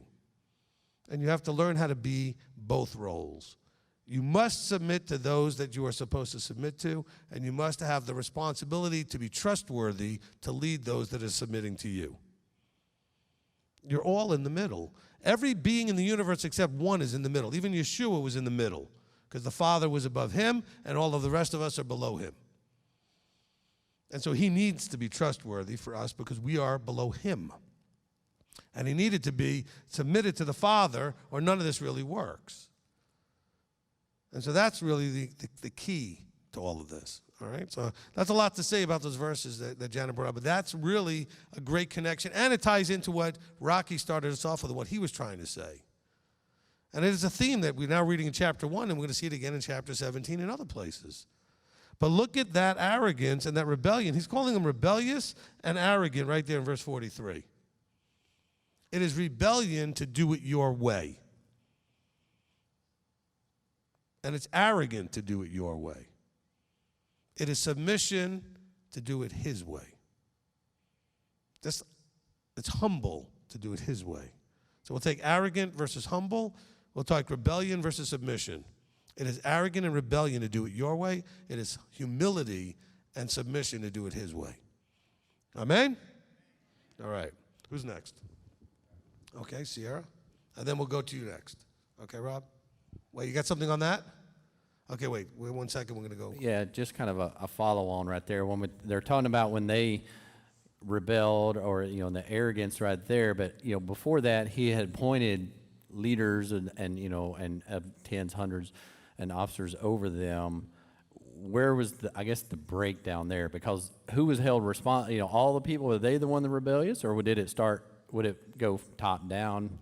Where was the breakdown in the in the chain right there? All of it, which is why everybody but Joshua and Caleb ends up dead. Okay, of the men that were 20 and over. All those men that were leaders were 20 or older. Mm-hmm. And so all of them, right, they all ended up paying the price, except the two who were not arrogant and fearful and rebellious. Okay. And so now, the ones who were in leadership, it doesn't give us the verses to tell us what happened, but I'm sure they got a double judgment because they had the leadership responsibility. We just don't have it discussed anywhere in here. But you can rest assured that they had a stronger responsibility. Look at how Moses eventually ends up in so much trouble because he struck the rock instead of speaking to the rock. And you're thinking, really? That's all he did and he can't even go in the land? Because he had the highest level of authority. So he's held to a higher judgment even than the guys who were the heads of hundreds and thousands, etc. The higher the position, the greater the judgment and the more stringent the expectation. And by stringent, I mean expectation that you will do exactly what I say. And he didn't do exactly what Yahweh said. And some of you think, man, wow. Well, but look at the position Moses was in. He wasn't just a pastor of a small group or a rabbi of a small group. He was the head of the whole nation of 2-3 million people. And so he's being held to the highest level of standard. And so, yeah, it's a big deal. It's a good question. Anything else, Rob, on the same thing? Yeah, I don't know if I would ask that now. I know later on in Deuteronomy we get to where the officers are selecting, one of the selection protocols or whatever is if somebody is tenderhearted or afraid, let them go back home because they're not allowed to serve in the military or serve in the army because they may affect everybody else. All right, well, that's a little bit different when we're talking about the army, okay? Right. All right, but here's the thing that's also, I didn't point this out, but look in verse 13. Chapter 1:13 says, choose men wise and understanding and known to your tribes, and let me appoint them as your heads. So in this particular situation, and it's not Moses' fault here. I mean, he knew only so many of them. He'd been gone a long time. He just showed up, brought them out of Egypt, didn't know everybody. And so this is what happens when the people choose their leader. Do you see that? They chose these men. These are the men we want that we think are of reputation in our tribes, that are known and he says wise and understanding. Well, the people thought were wise and understanding. It wasn't Moses selecting them. He says, you select them and I'll appoint them. And so it may be very obvious, it may be very subtle in there, but you see, these are the ones that the people picked. And it wasn't against Moses, because Moses couldn't have picked at this point. He didn't know anybody well enough. All right? I mean, I remember when we first started our congregation in Chattanooga, about 10, 11 years ago now. Some of the people that were early on a part of it in the first few months asked me, well, when are you going to set up authority structure here in the congregation? They called it church government. I said, we're never doing church government. Okay, but they wanted to know when we would have elders and deacons or whatever, and people that would have some sort of structure from authority point of view. I said, as soon as I know everybody well enough to know who qualifies for those things. I don't know any of you that well. I've only been here for 3 months. Then 3 months later, now there's 6 months, the same lady says to me, she goes, first of all, she said, you hate women. I go, why do I hate women? She says, because I told you what to do and you didn't do it. What color do you think she was? Because what you're doing is not right. Okay? And by color, we mean color code, not skin color. Okay, so, so I said to her, I said, no. I said, it's 6 months. I still don't know you guys that well. It's only 6 months. How well can I know all of you? And actually, I was expecting at some point maybe to anoint your husband as somebody, and now that you guys are acting this way, I'm glad I didn't. Okay? Because now I'm getting to know you better. And then she said, no, you're just never going to do it because you just want blah, blah, blah. I said, again, now you're inserting your opinion and you're filling in the blanks your own way. You're not trusting the logic and wisdom of waiting. I didn't need, in a group that size, any other leadership in an urgent way. The group didn't start off all that huge. Moses, it says, how do I bear your pressure and your burden and your strife by myself? He already had an urgent need. There was way too many people for one guy to handle. So he had no choice but to seek out those that the people would respect so that when the authority came from them, they may have a shot at listening. Problem was, when the leadership then thought things were a problem, the people listened and followed them. Because I'm sure, like the first person had asked, that the leaders were among the first ones going, giants, walls, lots of dangerous people, we're a bunch of slaves just wandering around in the desert here? That doesn't sound like a good thing. And so they panicked. Except for two. They trusted and believed who sent them. Yahweh and Moshe. And they said, Yahweh said it's good. He said it's no problem. Why are we worried? And all of us do this to some degree in our lives. We still worry about things. And why are you worrying? Isn't Yahweh sovereign in your life? Didn't he pick you out at this point and put you on this path? So what are you worried about? Well, something bad may happen. Look in the book. Everybody of any significance had bad things happen to them. It happens. But ultimately, they're honored and they receive their spot where they belong. And isn't that what it's all about? All right. Anything else on that same subject, Rob? No. Okay, Sierra. What are some questions we need to keep in mind on a daily basis to be able to know how to better trust and believe in the authority structures above us? All right, so that's a good question. So your question is about questions. You got to be much more self-aware. And what I mean by that is you have to gauge that if you're interacting, because this has to do with if you're interacting with leadership and you want to know, what questions to ask so you don't end up, acting inappropriately or not listening or whatever. Well, when you receive the information that you ask of the leader, watch yourself.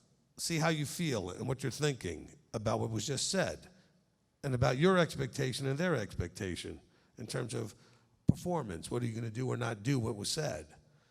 And that's when you can start to see where the problem is, because if you just disagree with the information, that's one thing. If you don't like the person and you just wanted their opinion for whatever reason, that's one thing. If you went in there really just hoping they will say that you can do what it is you really wanted to do anyway and then they didn't say it, that's a whole different thing. So you have to monitor yourself and ask yourself, what is driving this? And it's always going to be something that has an emotion attached to it. How you felt about the person, how you felt about their answer, how you felt about what they wanted you to do or not do, how you felt about going in the first place and what you were hoping and expecting. Because you go with a very clear expectation for wanting a particular thing done, and that doesn't get done. That can be really hard to receive. If you go there with an expectation to just receive, you have a much better chance to receive. Because then you're going there knowing and trusting that you're going there to get that information. So you have to be really looking at and examining yourself. Where are you at in that? Where's your emotions and your thoughts as you approach leadership with your questions for counsel? This is the key. And I tell you all the time that self-awareness is a big, big, big advantage. If you can get to the point where you're much more self-aware, that you're aware of your feelings and your thoughts at various moments, and then you can have the freedom, because you're aware of them, to choose to hold on to them or change them. Because I've caught myself, I'm all angry, and I'm thinking, wow, why am I angry? Well, I explain the reasons, and the observer is more logical, hopefully, in saying, well, that's dumb. Why are you angry about that? Well, because. Well, that's not a good reason. And you go, whatever. Well, that person did this or that person said that. Okay, but why are you so angry? I mean, that wasn't what you wanted, but why are you angry? Okay, so, or why are you going to choose to rebel and do your own thing? Why aren't you going to listen? Or why do you feel the way you do? So just ask better questions of yourself about your feelings and your thoughts regarding it. Does that help? Not really. Okay, she's coming back up. So my question had more to do with how can we make sure that we trust and believe in you enough to be able to submit to you? Like, how do we know that you are the right authority structure? On a constant basis, what are questions we need to be asking ourselves to make sure of that? Okay. All right. Well, first of all, that's two questions, okay? Because the second question is, what questions we need to ask about trusting. Well, you got to figure that out first, and that's what we got to figure out before you come. Because before you come, you should already get to the point where you're going to trust what's happening. Otherwise, why are you going to go? Except for the very first time. When you first go, you should be testing it out. But not testing out to see if I'm going to give you the answer you want, but testing out, going ready to receive and try whatever it is that I tell you, if you're testing me out. And then see the results. Okay, like in your case, I've counseled you a bunch of times with your husband and before you guys got married and everything else, and you can see, the fruit of those things, okay? And that's really where it comes down to, is that Abba wants you to go to the leadership and try it out. But you have to go there ready to try it out, meaning you're going to go there and listen and not argue and try to do what they instruct you to do and apply whatever counsel you're given and then see what happens. Because I can promise you, I haven't had really anybody tell me that they came to me, took my counsel, and it went and blew up in their face.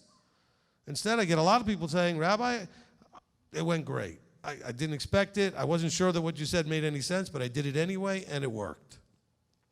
Okay?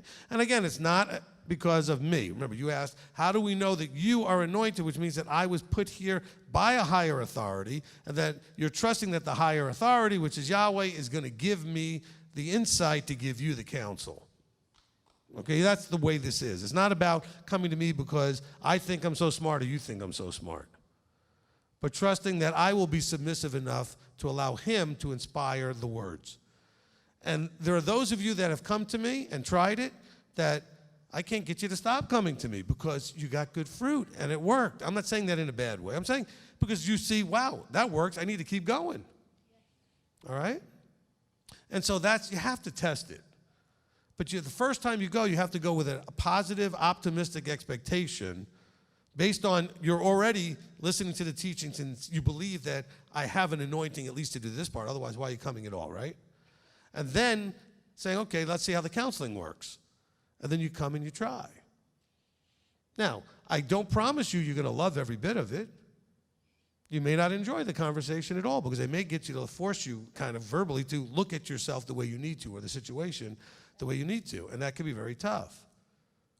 I've had a few little debates or arguments with people who come to counsel because they don't want to see what I'm showing them that they need to see. They want to only see it their way.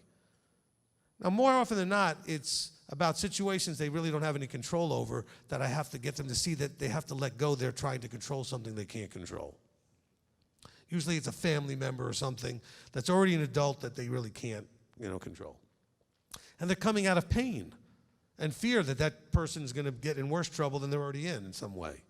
And I get that. But sometimes I have to be fairly strong and say, I understand, but you're not going to have any peace until you recognize that there's nothing you can do except pray. Now, I'm not saying nothing you can do except pray is nothing, but that's all you can do. You cannot fix this problem. They are adults living out of your house who are not talking to you. Literally, that's how extreme it can get. And the person's like, but tell me how I can, but you can't. If they don't want you and they've blocked you out and are not talking to you and you've lost all influence on them, there's nothing you can do. So it may be something about you. I said, look, you got to see this in yourself, but I don't want to see that. But, Either you're going to see it or you're not. I don't have an agenda to make you see yourself in any particular way. I'm just going to read what you're saying, how you're saying it, and what you're telling me, and give you the insight. Okay, now if you want to talk to somebody, talk to Janet. Janet is a psychologist, and she can tell you that in working with me and asking me questions and stuff, that Abba gives me some really incredible insight. Okay, and very quickly as people are talking, I'm able to get an insight very quickly that's pretty much dead on every time. And it's not me. I said it, Abba will give me that clarity almost instantly when you are talking to be able to interrupt and say, okay, I know where you're going, and then we talk and the person's like, yeah, that's exactly it. Because that's him giving me that insight. But you won't know that if you don't come and counsel. You have to come and try it. Without trying it, how would you know? And there's a bunch of you out here that have never tried it, and a bunch of you out here that have tried it a lot, and you all know. The ones who've tried, you all know. Okay? And not a one of them has had, if they've done this 4, 5, or 6 times, every one of them has had one they didn't like so much. Okay? You hear them laughing. All right? But yet it still ended up being right. But if you're not going to counsel with someone that you're willing to allow them to challenge you and not like it so much because you need to hear what you need to hear, then you're never going to get where you need to go. You need to have somebody in your life of authority who can tell you what you need to hear, not what you want to hear. And that's not always pleasant. And I've had some couples that it's gone really good with, but I had to tell them a bunch of things they did not want to hear. I said, look, but you don't have to listen to me, but if you don't listen to me, you're going to stay where you are. Or you can listen. All right, so that's a good question. Did I answer the question now? All right, good. All right. Look, I can't give you any definitive criteria to know that the person's anointed and appointed. All I can say is if you're listening to someone teach, and they're teaching in a clarity and a simplicity and a profound understanding that you've never heard from anybody else, but it's so clearly, obviously, what's coming straight from above, well, then you should know that that's where it's coming from. If you listen to all the teachers out there, that could be anybody. Teachers are like, oh, I've heard that kind of stuff before. Anybody could do what they just did. That's probably not the same thing. That's just somebody who studied the word a little bit and they could just make a presentation. But when you come here and I teach, and it's exactly what you needed to hear over and over again, and what you were just talking to your spouse about on the way over and over again, or the issue you were struggling with, and it's right there, or you pick up a teaching, and it clearly and simply and directly answers all your questions, there might be an anointing there. Okay? All right? Billy will tell you when he's, interacted, when he gives his testimony about being with me, he says, the first time he called me, he asked me a few questions. I answered them very quickly, and they were questions he couldn't get any answers from anybody else before that. I don't know what they were. I don't remember. But in his mind, he said, that's some evidence that I'm going to hold as part of my evidence building as to whether or not this guy's anointed. I'm going to ask him some questions that I was never satisfied with the answers I got, and I'm going to ask him and see what happens. And some of you have had that same experience. I don't want to believe I'm the only one that does like I'm doing at the moment, but I haven't found anybody else that teaches this way anyway and interacts with the group on this level and takes any question about anything and all kinds of stuff, because that's what he's really called to be done to serve the body. Instead of just being somebody who comes up here and is a hireling, basically. Come up, give the message, go away, do whatever. And you see me, I'm here all the way until you guys all go to bed. I'm still taking counseling. I'm just available. Okay?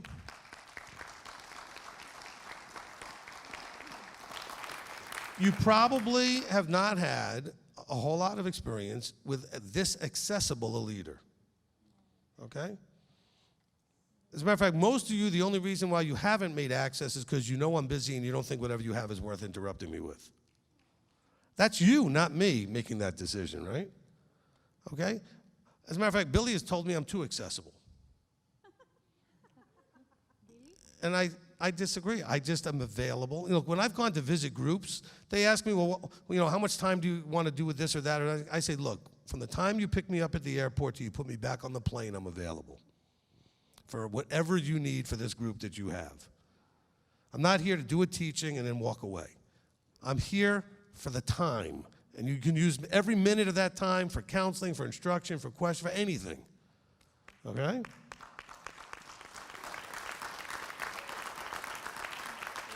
And that's what you get during Sukkot. I'm here for 8 days, just available all the time. Okay, now we try to make a schedule so that it's not 5 people at the same time trying to talk to me, but I try to be available as best we can. And I've been told, why don't you give yourself breaks? And you're not taking enough time. The need is too great. And so I make myself available. And some of you I know are struggling to get in the list and get on and stuff. Be patient. We're here for a long time. We got another 7 days or 6 days more after this. We're here. We'll try to work that out, okay, as best we can. All right. Who is next on this side? Pete? Thank you, Rabbi. Getting back to what you were talking about challenging leadership, but what occurred to me is in chapter 1, verse 21, Moshe has just finished telling them, see, your Elohim has set the land before you. Go up and possess it as Yahweh Elohim of your fathers has spoken to you. Do not fear, nor be discouraged. And in the very next verse, the people come right back and say, yeah, but let's send some folks out to check it out. And instead of saying, no, I just told you, right, go take it, he says, and the matter was good in my eyes. And isn't that a problem there when we think something's good in our eyes, but we're ignoring the word of Yahweh? Doesn't he bear some responsibility for what happened after that by not standing firm? Let's. I'm not disagreeing, but let's take the idiomatic phraseology that what this is trying to say. Because when you look at it here and you look at it actually in the book of Numbers when they actually go and do this. Okay, it doesn't sound like it exactly this way. Here it says, the people came and asked Moses. In Numbers, it says that Moses talked to Yahweh about it. Basically, what he's saying is that this discussion that happened ended up getting approved. Okay, authorized. It's not so much good in my eyes doesn't mean that I liked it and agreed with it, but it was approved. Okay, I talked to Yahweh. Yahweh said, let him do it. And so it's not, because he knew they had to go and experience this to cull the herd, so to speak, of the people that were just not going to trust him. And so he allows things to happen often enough to exactly do that. It's going to separate the wheat from the chaff a little bit. It's going to go ahead and get some separation to see who's who. Yahweh builds a group, like he pulled them out of Egypt. There are already 2 million, 3 million people. And when you have a large group, he wants to see what he's got. All right, so I'm going to allow them to do certain things, and we'll see what we have. And so Yahweh said, okay, I can work with that. It's not what I told them to do, but now they're going to do that. I can work with that to get this next step to happen. So let's look at when he says, and the matter was good in my eyes, meaning, and the matter had been approved. Does that make better sense? That makes better sense. Okay? Because if you match that up with Numbers, it's the same idea. Is that ultimately it was an approved thing. Not because it's what Yahweh desired. He simply said, I can work with that. Okay? If that's the way they want to go, we can work with that. Not work with it meaning let them do what they want, but it will ultimately accomplish what I want, which is to get people who trust me to get into the land. And so that's what we're dealing with there. So it's a good question. Rob, do you got something for chapter 1 there?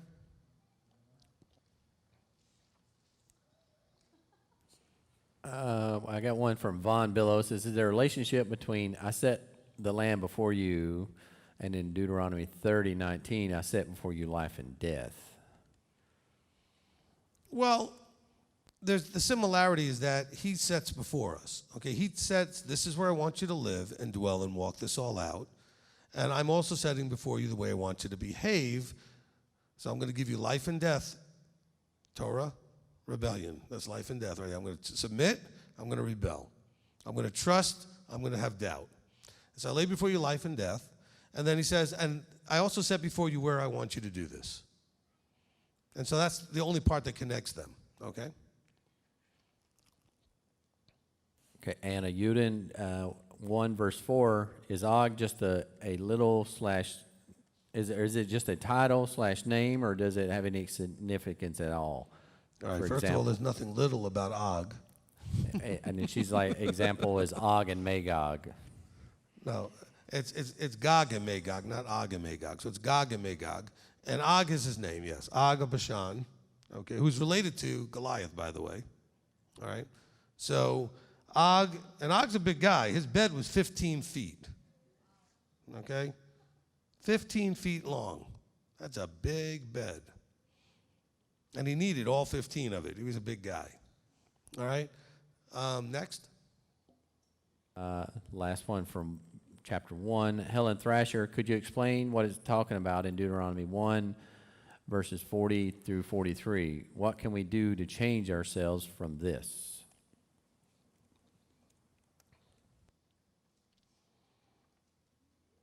Okay. So 44-43 is where we have them. They find out that they messed up, and then they want to feel sad about it, and then they want to go up and do what they want to do. The lesson is, the first part was fine. The first part has them saying, we have sinned. We've sinned against Yahweh, we ourselves are, and then they messed it up after the words, we have sinned. So we ourselves are going to go up, and we're going to fight, as Yahweh said, and we're going to go do what we want to do, because we're going to, get him to sort of allow us to do what we broke, even though he changes the whole plan now and said, okay, nope, that plan you already blew, now we're going to the next plan. It's not like he changed his mind. He said, that plan was for you, without fighting and arguing and panicking, to go do what I said. You chose not to. Fine, now we got a different plan. And that plan has us going into the land 40 years from now, not now. And so we have to be careful of those things. I think I said it earlier, but just as a reminder. This part I didn't say earlier, which is when you make the mistake, you need to repent. Own it. Now, by fixing it, that means fix it his way, don't fix it your way. In other words, realize that the reason the sin was there was because you tried to do what you want.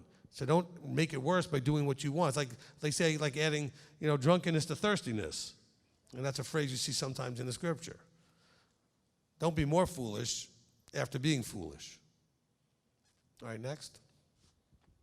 I don't have any more for 1. All right, anybody else here for chapter 1? Okay, Rocky? I don't know if it's chapter 1, but... Well, the first time you weren't really chapter 1 either, so it's okay. I'm going to laugh, but I didn't really hear that. I've selective hearing something. I have a hard time hearing.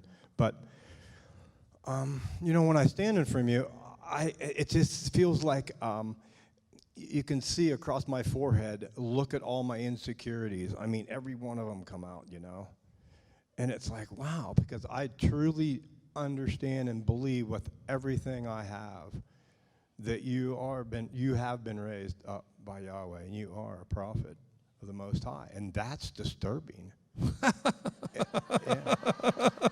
Not that it's you, it's just disturbing that it's true. Right. Now, to some people, it's both. Right. Yeah. They're disturbed that it's true, and they're really disturbed that it's me, but that's okay. Why couldn't he pick somebody else? Well, what would be more disturbing is not to get it now and then have to spend 1,000 years under you. There you go. That would be tough. So I want to get it now. I want to get it now. And your teachings, your teachings show it. Like you said, when I come here and I may be interacting with my relationship, and we're talking about the same things that you talk about in this, it just hits you right in your face. How can't you get that?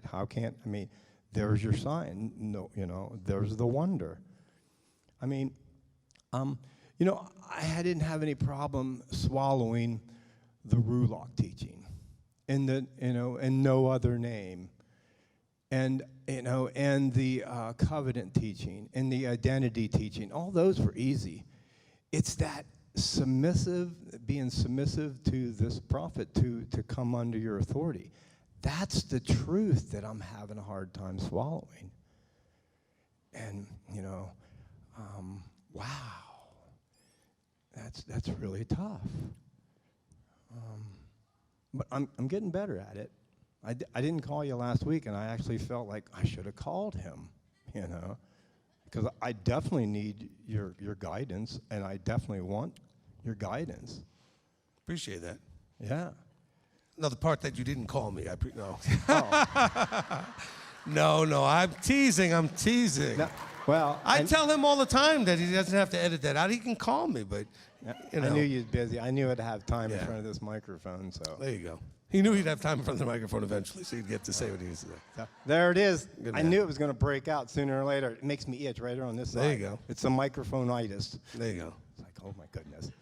So, When you do that, it makes me want to feel like I have to itch my face. So there you go. I'm losing track here. Come on, stay with me. So, man, it's like I'm just like this bundle of nerves. It's like, can't you see, people? I mean, really, can't you see? And if you would really understand, if that reality bubble would be popped like it is mine, you would tremble like me to realize that he's a prophet, the Most High God. I mean, what a time in life to live. Oh, my goodness. I mean, I could just cry when I think about it. I mean, it keeps me up at night sometimes. I'm like, oh, my goodness, you picked me, Yahweh? Really? Amen. Amen. Thank you, Rocky. Hey, let me say something, all right? I'm guessing that all of you have desired, prayed for at least, and desired to find those fivefold guys from Ephesians 4, the prophet being one of those, looking for those one or two or however many people there would be in the world that actually are in this role. The question is, are you prepared for what that would really be like when you found that person, which is what Rocky's trying to say. He said he believes that he's found that. But, did you have in your mind what it needed to look like, what that person needed to be like in order to be that? It's like, oh, I want this, but not him. Why did it have to be him? He's so loud, and he's so, I'm a lot of things. I get it, all right? But are you openly really ready to say, okay, I want this, and then when Abba says, well, here it is, well, not that. He said, well, this is the form I gave it to you in. And so are we willing to understand it? That's what Rocky's talking about. And I can tell you this, from being on this side of it, I understand what Moses is talking about when he's talking about, please just kill me. Because if you were in this position, and I've got a couple of guys right now that I'm training that sort of following me around all the time, and they're seeing it, and they look at me, and I just like, no, nobody listens. They just don't listen.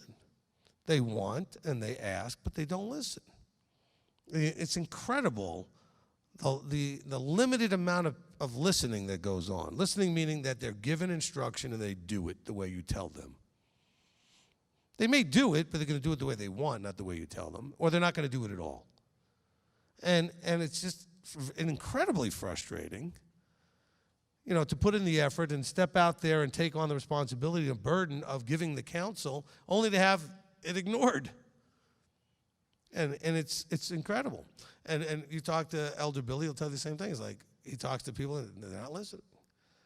And so you need to own that part and fix that as a body, as individuals. And there's a reason why you don't listen, though. You don't listen because you don't trust. You have all this damage from all of the bad situations and all of the untrustworthy people you interacted with your whole life that was in any kind of authority that you want it, but you don't have any ability or desire to really put the effort into risk, having it happen to you again. And so you very reluctantly interact with authority, but you're still not ready to listen. And so you love the teachings, a lot of you, and you get excited about it, but then you go home and you're excited about it, but are you applying it? Is it really changing you? Because and I've said this, I don't teach anything that's just interesting. Everything I teach, you should be able to take everybody on some level and apply it right now. It's something you can use today, tomorrow, every day, from Scripture. Because it's all about the transformation. I'm only giving you the things that help you become Him. All right? I could get up here and do all this research and teach you about all kinds of the things in here you've always wanted to know about. Notice that we haven't gotten there yet, but we're not going to spend any time trying to figure out the Anakim or Nephilim and Rephaim and all that other stuff. It's fascinating and useless. except to answer the questions you always wanted to have answers to. But it's not functionally useful for you to figure that all out. This part that we're talking about, like figuring out the rebellion and the arrogance and the whole leadership structure, that's useful. Figuring out trust and belief versus, fear and doubt, that's useful.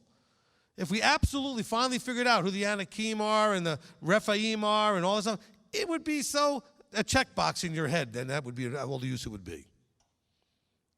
Because it has nothing to do with you becoming him. It just helps you understand better what was said in the book.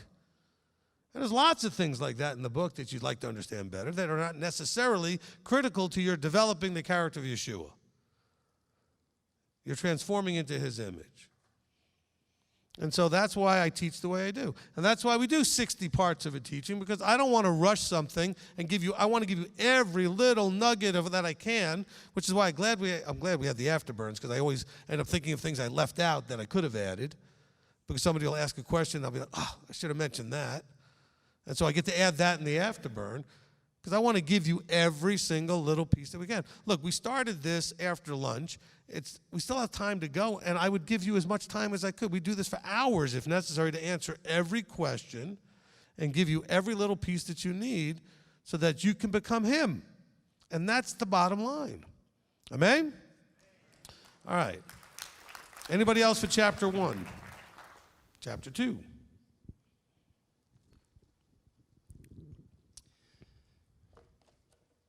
Chapter 2, verse 9 says, And Yahweh said to me, Do not distress Moab, nor stir yourself up against them in battle, for I do not give you any of their land as a possession, because I have given Ar to the descendants of Lot as a possession. And in verse 19, When you come near the children of Ammon, do not distress them, nor stir yourself up against them, for I do not give you any of the land of the children of Ammon as a possession, because I have given it to the descendants of Lot as a possession. Lot was not one of the 12 tribes, and Moab and Ammon were outside of the land that he had promised the Israelites. Is there something there that we can apply to, or that applies to us? All right, first of all, this is Mr. Del Taylor, who helps lead a little group there in Georgia for us. Welcome, Del. First of all, who are the Ammonites and the Moabites? Good question. Well, if you knew the answer, it answers all the question. Do you remember what happened with Lot and his daughters? Guess what came out of that mess? The Moabites and the Ammonites. Okay? So that's where that thing is, okay? Those guys are not to be a part of what Israel ended up with. They came out of an incestuous, terrible thing, and they stayed with the descendants of Lot. All right? But you see, that's where we have to then figure out, that's one of those things where it does help to know some genealogy and who's who and what's what. So you can understand where that comes from, okay? All right. Pat? Oh, there it is. I have something to add to that or ask you about that same. But it also says that it was that our father destroyed them. He says when he destroyed the Horites from before them, and he's talking about. Let's see. I'm going to go back to 21. As for the great, numerous, and tall of the Anakim, Yahweh destroyed them before them, which he's talking about the Ammon. No, here he's talking about, okay. Yeah. So in verse 21, he's saying, a people as great, numerous, and tall as the Anakim. Mm-hmm. He said, but Yahweh destroyed them. In other words, he said, look, you were afraid of all these guys, and Yahweh destroyed them and helped you go through, and you took care of the deal. And then he said later on says because he was Esau was your brother. I have to find it here. I left my notebook. Well, it says he did these things as he had done for the descendants of Esau who dwelt in Seir when he destroyed the Horites. In other words, he's saying I provided the safety and the clearing away of what was necessary. So what I'm trying to say is our father took care of them. He's the one that destroyed them. And then he let the Esau and the Moabites possess that land. He says, do not mess with them. Right. Because I have destroyed their enemies. right? And I gave them that land. Is that what he's saying there? Functionally, that's true. What Yeah. I'm saying, but he's doing it because he made these promises. So those things were for those people, and that he was going to clear out whatever was there, so they would have it. So what I'm trying to get is that our Father is really loving and compassionate even to those Esau. Oh yeah, I mean, look, Esau and you Ammon. see this all the way back to Cain. I mean, he made certain promises about Cain too. Yes. Okay, and so he doesn't necessarily. It doesn't say anywhere they would be obligated to make promises to those that are doing things that is not what he desires. But he has his reasons for allowing certain things to be and to protect certain people in a limited way. Mm-hmm. Okay. And they also they're the ones that let them through the land, right? And that was probably also why, because our Father's all-knowing and he knows already who is going to be sort of, I guess he called him a brother because Esau was a brother. Right. So in our lives, we are to that's showing an example on how we should treat others, even if they're not covenanted, right? I guess we could take it in that direction. Yeah, that's where I took it. Okay. Okay. I was just wanting your opinion on that. Okay. I think a better way to look at it would be to say that nations that are not covenanted, when they treat Israel right, because he says he'll bless the nations because of Israel, those who bless Israel are blessed. He has a certain feeling about those that didn't allow Israel to travel so well, like the Amalekites. All right? And so there's a difference between those that let them go through and those that harass them along the way. And so Yahweh will take care of those nations as he sees fit, based on what he says. I will, if you bless Israel, I will bless you. Curse Israel, I'll curse you. And so that's playing out there more than anything else. Okay, Kevin? Or you're holding the mic. All right, chapter 2, Rob. No? Okay, chapter 3. Okay, Janet? Wait a minute, let me see if I had chapter 2. I might have some stuff for chapter 2. Let me just see for a second.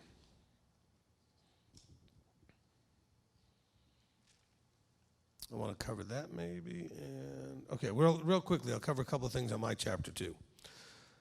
All right, chapter 2:25. It says, "This day I begin to put the dread and fear of you upon the peoples under all the heavens, who, when they hear the report of you, shall tremble and shake because of you." I'm going to take this in a slightly different and maybe interesting direction. When you come into covenant, on some level, people are going to be afraid of you.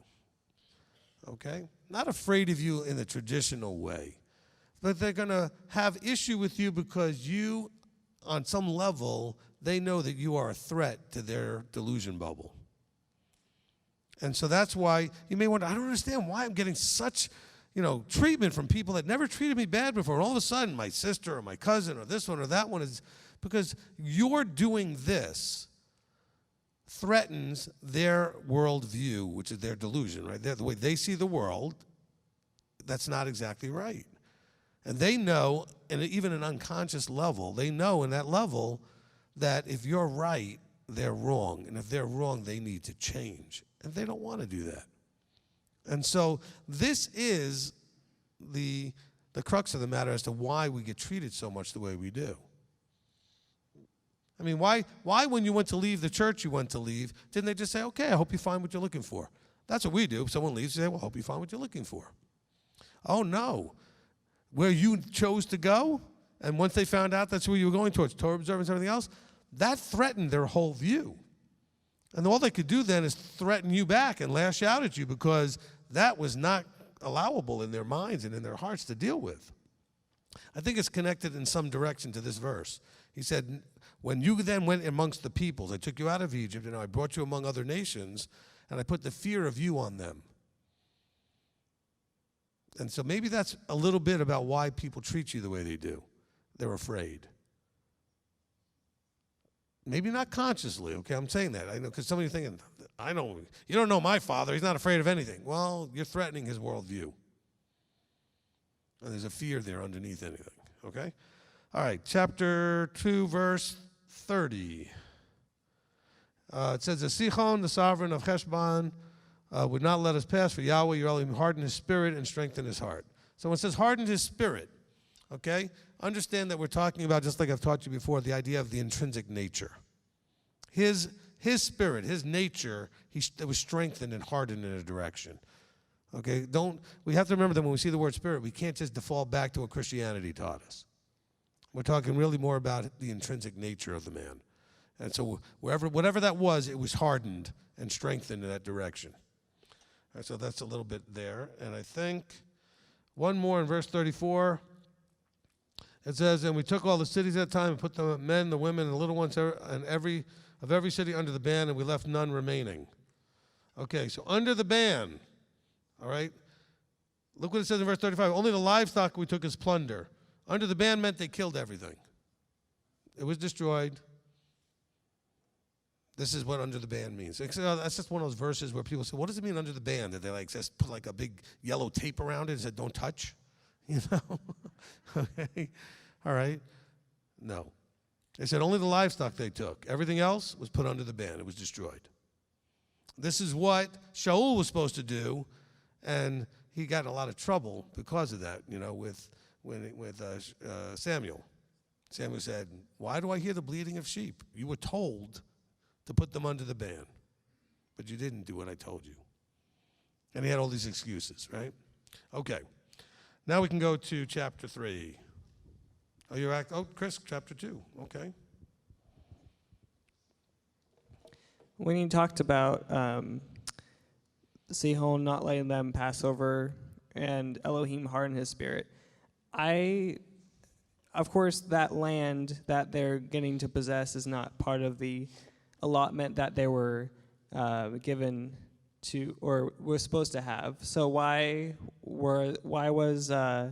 did Elohim harden his spirit? Was it because he wanted them to get some confidence after defeating someone not in the land yet? Or what's the point of all the land east of the Yarden?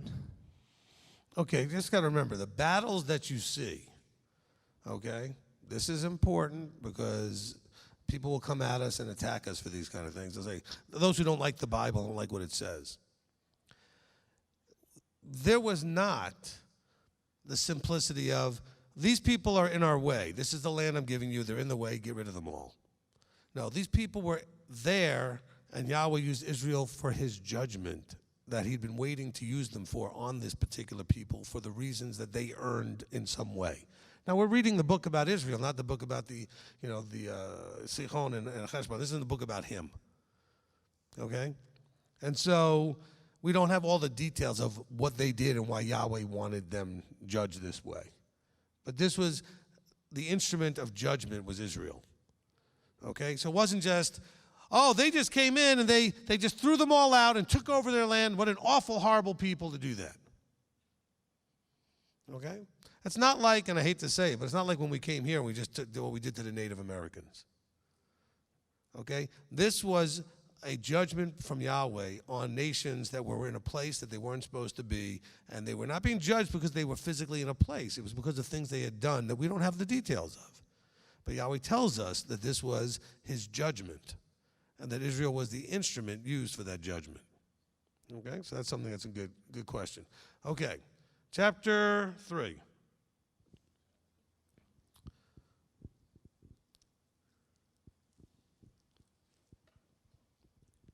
All right, Janet. Thank you, Rabbi. 3:5.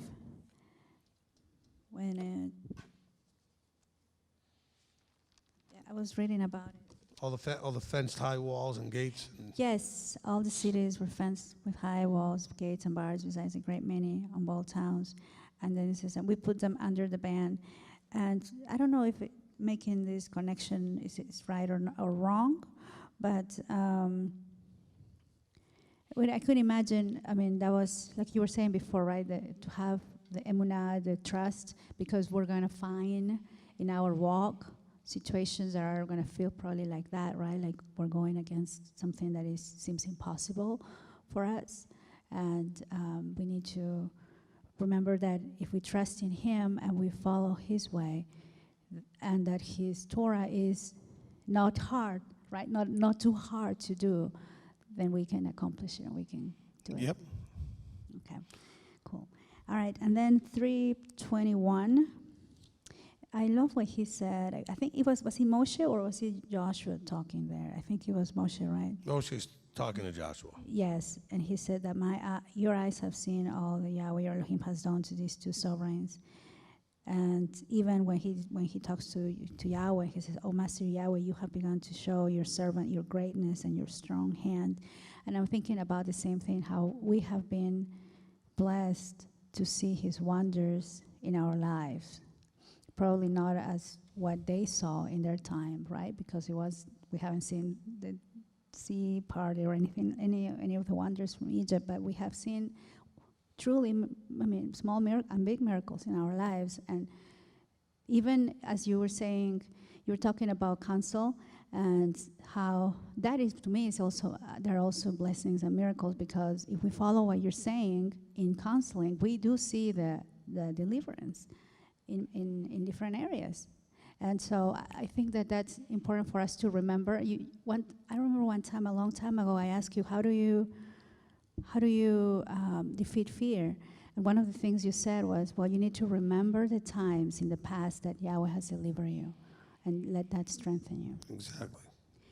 And then 3:26,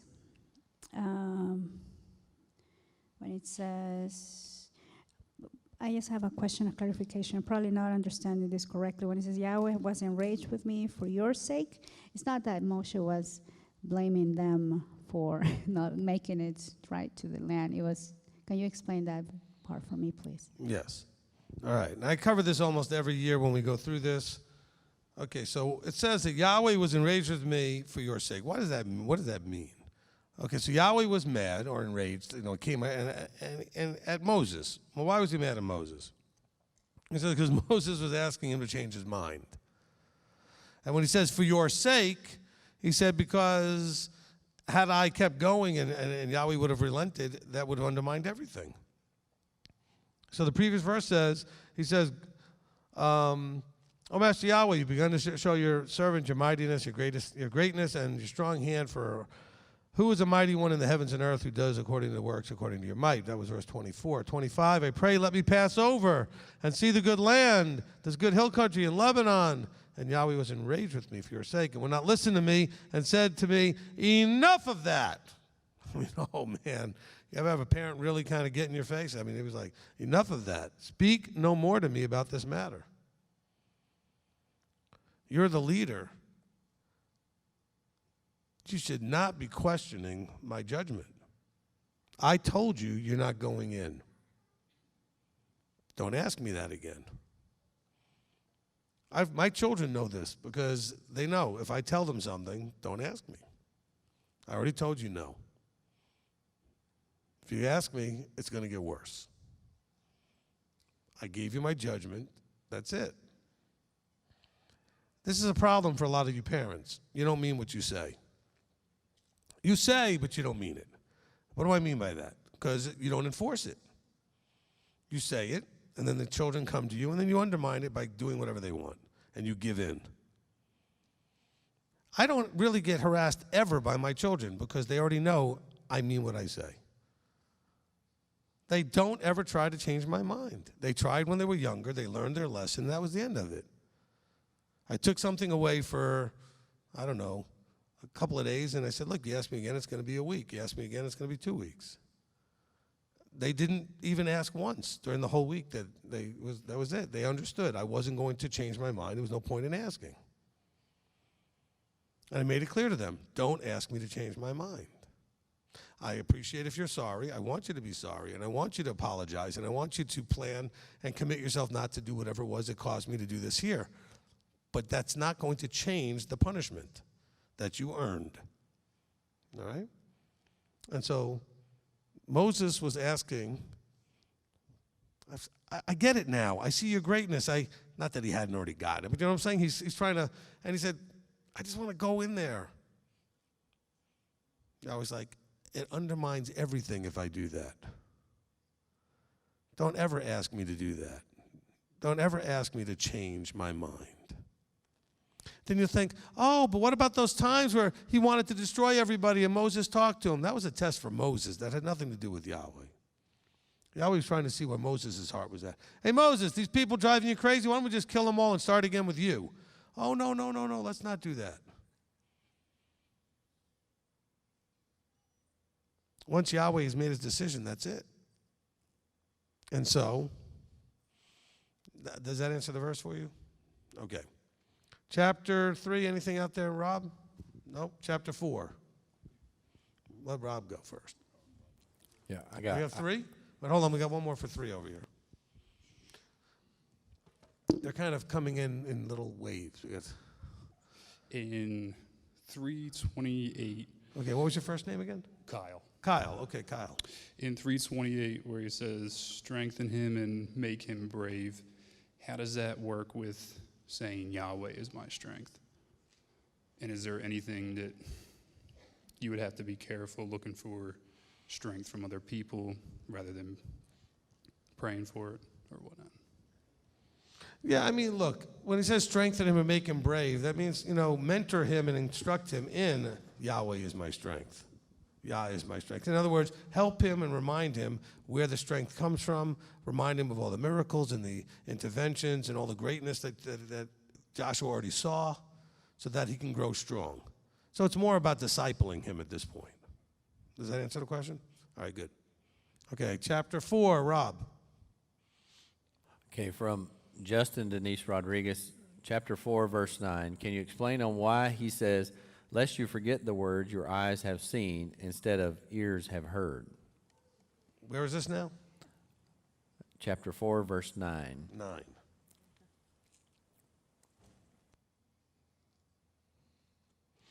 Okay. So there is, I don't know how you word it, a legend, okay, or a belief that at Mount Sinai, what was experienced was full sensory. They heard, they saw. When Yahweh was speaking the commandments from the mountain, they could hear it, they could see it.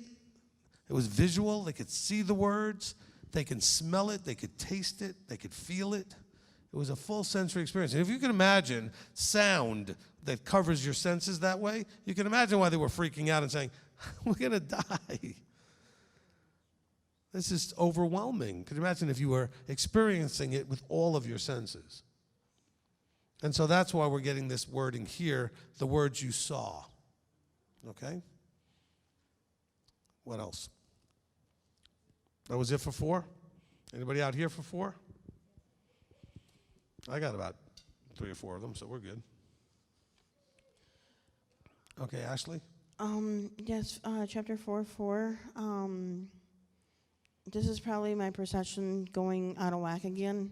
But it says, but you who are clinging to Yahweh your Elohim are alive today, every one of you. To me, clinging to you and to Yahweh seems like a sign of weakness, because I always cling when my ship is being rocked. I'm wrong in that perception? Yes. Okay, can you change my perception then, please? All right, so your analogy is right, but you're not looking at it right. Look at that analogy of I use that often, like you're on the boat being tossed, all over the place by very brutal seas. Well, you don't have enough strength to stop from flying off that boat. You have to hold on to something. Okay. Okay? And so that's the idea of clinging to Yahweh. When things get crazy around you, you have to hold on to something. And so what you're holding on to is that you believe and you trust him. And so those that were clinging to him were alive. Those who didn't cling to him. So it's not about relying on your own strength. No, you're relying on his strength. You're relying on that pole you're holding onto on the boat is still going to stay attached to the boat. And you won't go flying over the side. Okay. Okay? So you're not relying on your strength. You're recognizing I need to hold on to something or I'm going to go flying off in another direction. Okay, so and then maybe I'm totally taking this the wrong direction, but when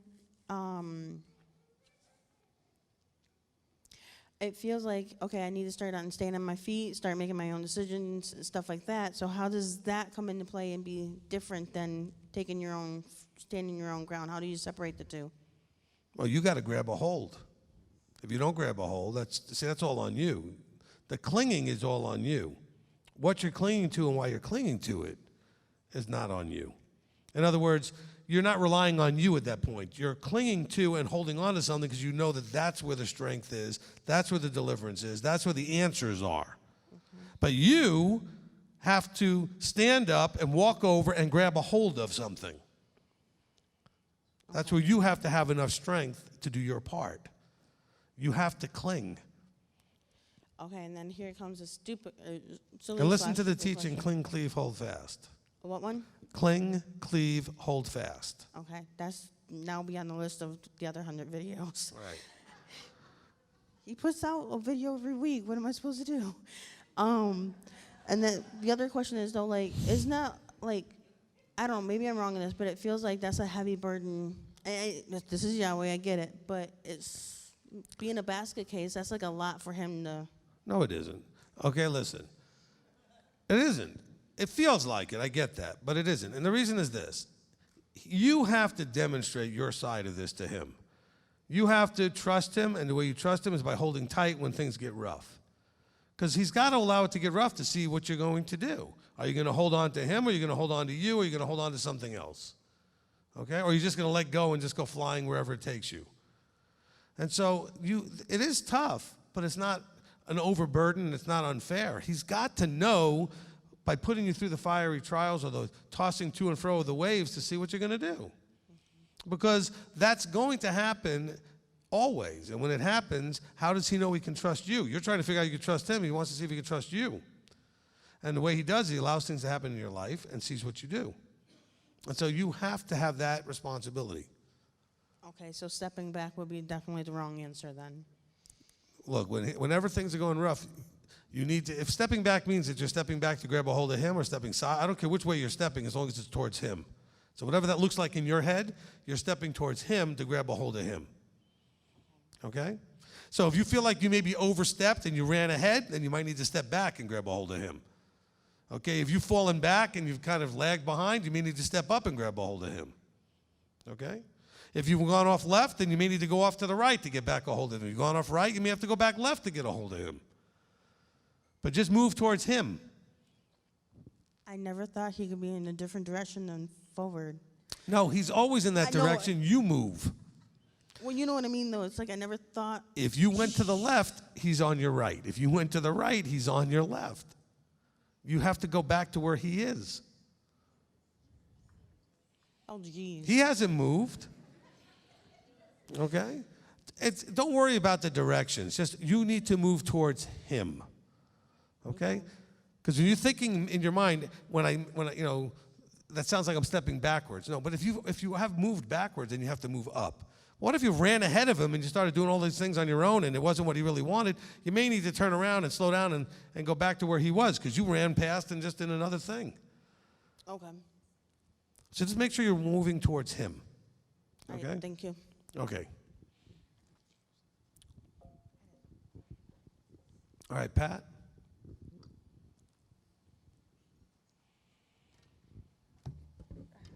I have a question on Deuteronomy 4:20. Mm-hmm. And it says, but Yahweh has taken you and brought you out of the iron furnace, out of Mizraim, to be his people, an inheritance as it is today. And not just that one, but it goes on. And Yahweh was enraged with me because of your words and swore that I would not pass over the Jordan and that I would not enter the good land which Yahweh Elohim is giving you as an inheritance. Now, we had talked about, he said, for your sake, right, before. Now he says, for your words. He was enraged with me with your words. Does that mean, well, I don't know. You tell me what you think that means. No. Moses is demonstrating he's human. He's still pointing the finger at the people a little bit. Okay, so he's pointing the finger at people, but what I saw was... He's saying, Yahweh was mad at me because you guys wouldn't stop whining, and I lost my temper, and I hit the rock, and so he's not fully owning it at this point. Okay, but he's also having one of those little moments. Is he trying to teach them a lesson and telling them, he saved you out of the fire, but because of your words, and he's trying to tell them, because he says down here, he says, guard yourselves, lest, in 23, he says, guard yourselves, lest you forget the covenant of Yahweh, which he's trying to make them see what they did, caused him to do, so that they didn't cause. He's trying to link that. I mean, he's still having a moment of weakness where he's pointing the finger a little bit, but what he should be saying is, look, what he should be saying, look, is you guys were just out of control. I lost my temper. Both types of behaviors where you're letting your negative emotions drive are going to cause you, like me, to die. He says, and you need to guard yourself lest you forget the covenant and that you don't follow through and that the negative emotions cause you to have a problem. He says, because, yes, you whined and complained, and I overreacted, but your whining and complaining doesn't put you in any good standing either. And so that's what he's talking about. Now, he's connecting it here with Yahweh being enraged. He said, because of your words. Well, listen, he lost his temper. Oh, yeah, those people would probably cause any of us to lose our temper. But he lost his temper. But if you read the next two verses, he's trying to say, look, and I am going to die because of what I did, not because of what you did, because how I reacted to it. But you need to own the fact that where your behavior pattern is not going to get you in a good place either. Your emotional mindset is not going to get a good result here. Okay, good question. Chapter 4, anything online? No. Yes. Okay, yeah. Go ahead. I got a couple just in. Anna Yudin 4:13, could the Ten Commandments also been part of the oral law before the laws were recorded? This verse seems to put significance on the 10. 4 where? 13. And he made known to you his covenant, which he commanded you to do, the 10 words, and he wrote. In 4:13, this is a simple, straightforward verse. This is the first time in history that it's being codified, the commandments. But, I mean, we have obvious verses. And when I say obvious, I mean when you look at them, it's obvious that there was instruction. Cain and Abel, there was clearly instruction. They should have known better what they were doing. There's verses where it talks about Abraham having kept the Torah. Okay, I think it's Genesis 26:5. And so you have these verses that we see, and even Noah, we see, knew the difference between clean and unclean animals. But what we have in chapter 4, then going into chapter 5 with the giving of the commandments, is that this is the first time they're written down. They're codified. All right, what else? Okay, from Anna Yudin 4, verse 45, can you explain the term witnesses? How does the law become its own witness? Is it referring to the earth being the witness or what? Which verse? 4:45. These are the witnesses and the laws and the right rulings of Moshe spoke to the children of Israel as they came out of Mitzrayim. Okay, so the words that Moses is witnessing, he's saying, look, these are the things. Remember, he's giving them the whole story all the way up to Sinai at this point. And in there, it's the things that were part of the journey. And all of the experiences are witnesses to us. Like Paul says, everything that was written before was as a witness or an example for us. It's a witness to show when people did right, look at what happened. When people did badly, look at what happened. And so it's a witness to you. And I hope it's that simple for that, okay?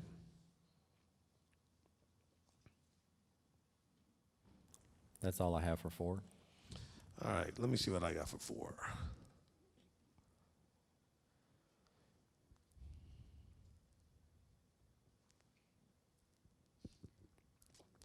A whole bunch of things. Let's see, 4, 1 and 2. Okay. So in the beginning of chapter 4, he says, and now, O Israel, listen to the laws, the right rulings which I am teaching you to do, so that you live, and shall go in and possess the land which Yahweh your Elohim of your fathers is giving you. Do not add to the word which I command you, do not take away from it. Which, by the way, is also repeated in chapter, I wrote it down on one of these papers. Where did I write it? Do not add or take away. On chapter 12 and verse 32 says the same thing of Deuteronomy. Okay, don't add or take away. Now, we go down to verse 6. It says, and you shall guard to do, for this is your wisdom and your understanding before the eyes of the peoples, who hear all these laws and shall say, only a wise and understanding people is this great nation. For what great nation is there which has Elohim so near to it, as Yahweh or Elohim is to us, whenever we call on him?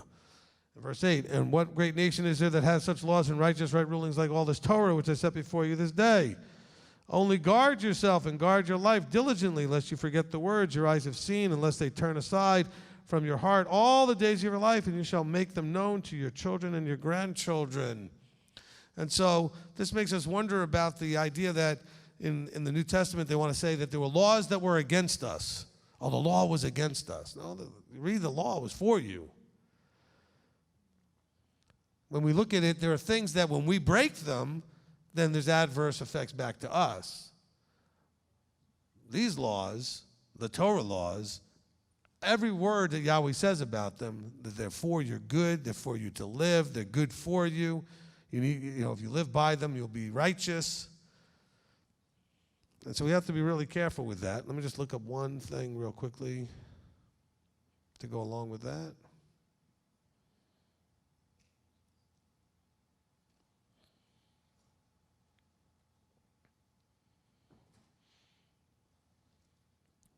Okay, so like when people will quote like Ephesians 2:15, having abolished in his flesh all the enmity, the Torah of commands and dogma, so as to create himself one renewed man from the two, thus making peace. And so that's like one of those verses where they might go ahead and look at it and say, oh, see, the laws were a problem. No, and I don't know that the word Torah belongs there either. He's saying, having abolished in his flesh the enmity between what? Between those that were in and those that were out. You have to read the earlier parts of the chapter. So as to create himself one renewed man from the two. Oh, so whatever's happening in verse 15 is taking a problem away that was separating two groups. And there was dogma, tradition, that would have been Talmudic, as to how you could interact with or not interact with a Gentile. Because there was an enmity there. There was an enemies sort of relationship there.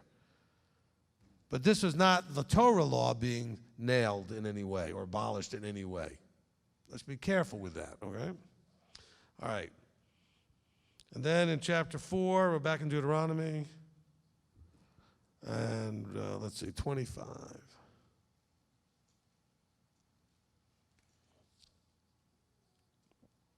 Okay, so we have a prophecy here in verse 25 of them going, they haven't even crossed the Jordan yet, already being told. And when you bring forth children and grandchildren and grow old in the land and shall do corruptly and make a carved image and form of whatever and shall do what is evil in the eyes of Yahweh your Elohim to provoke him, I shall call the heavens and earth to witness against you on that day that you soon completely perish from the land.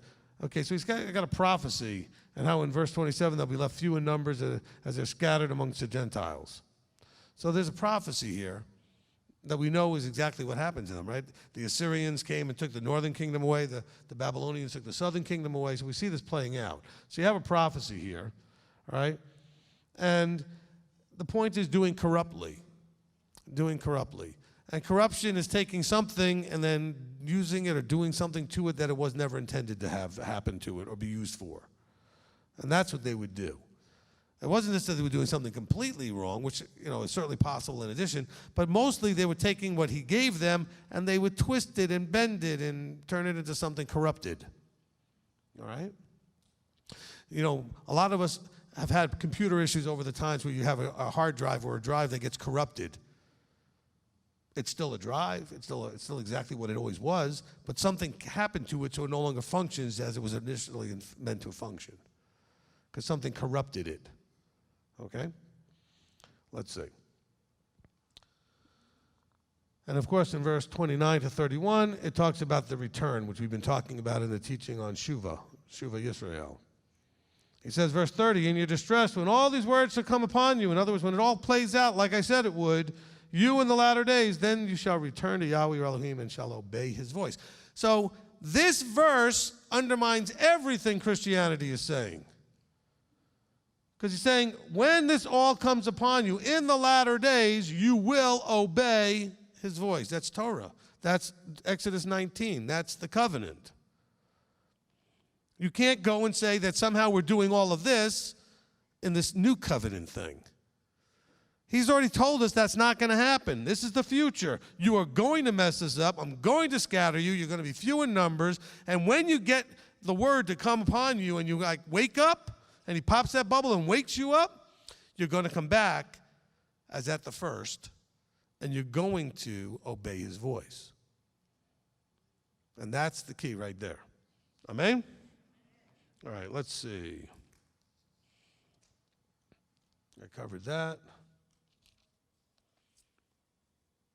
We covered that. Okay. Chapter 5. Oh, we got chapter 4 on this side. Okay, chapter 4. Well, I actually have 3 questions. Janice taught me this. And well, actually, I'd like to go backwards a little bit if it's permitted.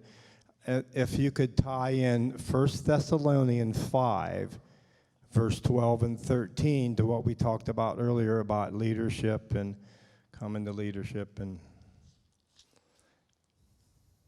which verses? 12 and 13. My nose itched again. It has to be the microphone. Okay, so he says, but brothers, we beg you to know those who labor among you, to know those who, so you have to have a relationship with those who labor among you, when he says to know them, and are over you in the master and admonish you. He says, and to hold them in the highest regard in love because of their work. Be at peace among yourselves. Now, so what is he saying here? He says, look, we beg you. That's interesting. He says, brothers, we beg you. This is how important it was to Shaul to write this. We beg you that you should know those who labor among you and are over you in the authority of the master, and they admonish you. Not everybody likes to be admonished. He says, we appeal to you to hold them in the highest regard. He said, and to hold them in the highest regard in love because of their work. He doesn't say, if you like them, do this. If they're doing it what you want, do this. He said, if these are those that are laborers among you and over you in the master, those that are admonishing you, he says, hold them in the highest regard.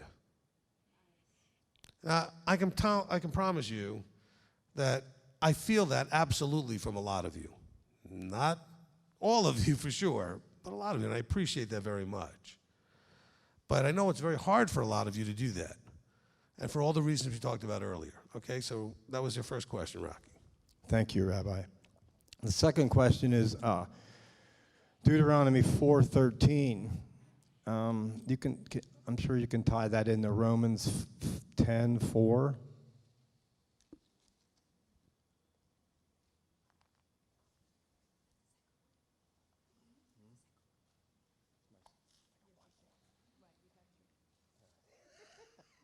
All right, Romans 10:4 is, for Messiah is the goal of the Torah unto righteousness to everyone who believes.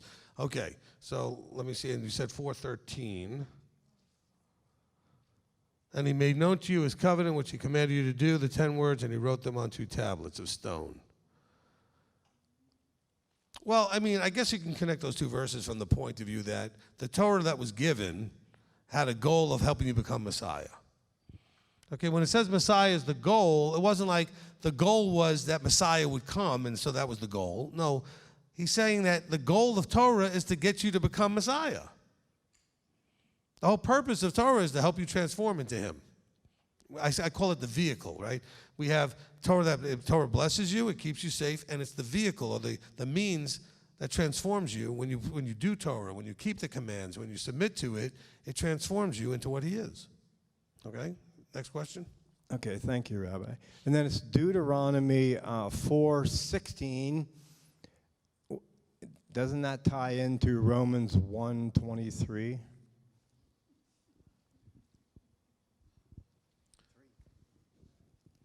Let's see. Verse 22 says, claiming to be wise, they became fools and changed the esteem of the incorruptible Elohim into the likeness of an image of corruptible man, of birds, and of 4-footed beasts and reptiles. And I don't know what verse you gave me again. 16, thank you. Lest you should do corruptly and shall make for yourselves a carved image in the form of any figure, likeness of male. Yeah, I mean, it's dealing with the same thing. Here, they're being warned about it, and then there you see they did it. So in Romans, he says that they they had become foolish and they did these things. They claimed to be wise, but they became fools and did these things. And here in Deuteronomy, you're being warned about it. All right? So good connections there. Thank you. Okay, Janet. Thank you, Rabbi. 4:13, when it says the 10 words, right? Mhm. So are the 10 words like the pillars, like the main, and from there everything was expanded in the Leviticus? Yeah, okay, cool. Yeah, Leviticus 17, 18, 19, those chapters, like all the way, I think 17 through 20 really expands on that.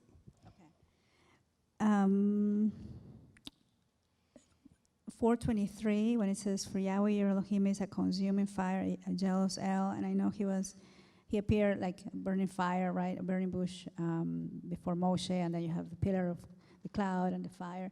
So the fire is an element there, and I just don't know if it's just it's not like a real like fire that we have to relate him to fire, but what will be the best? What verse are you talking about?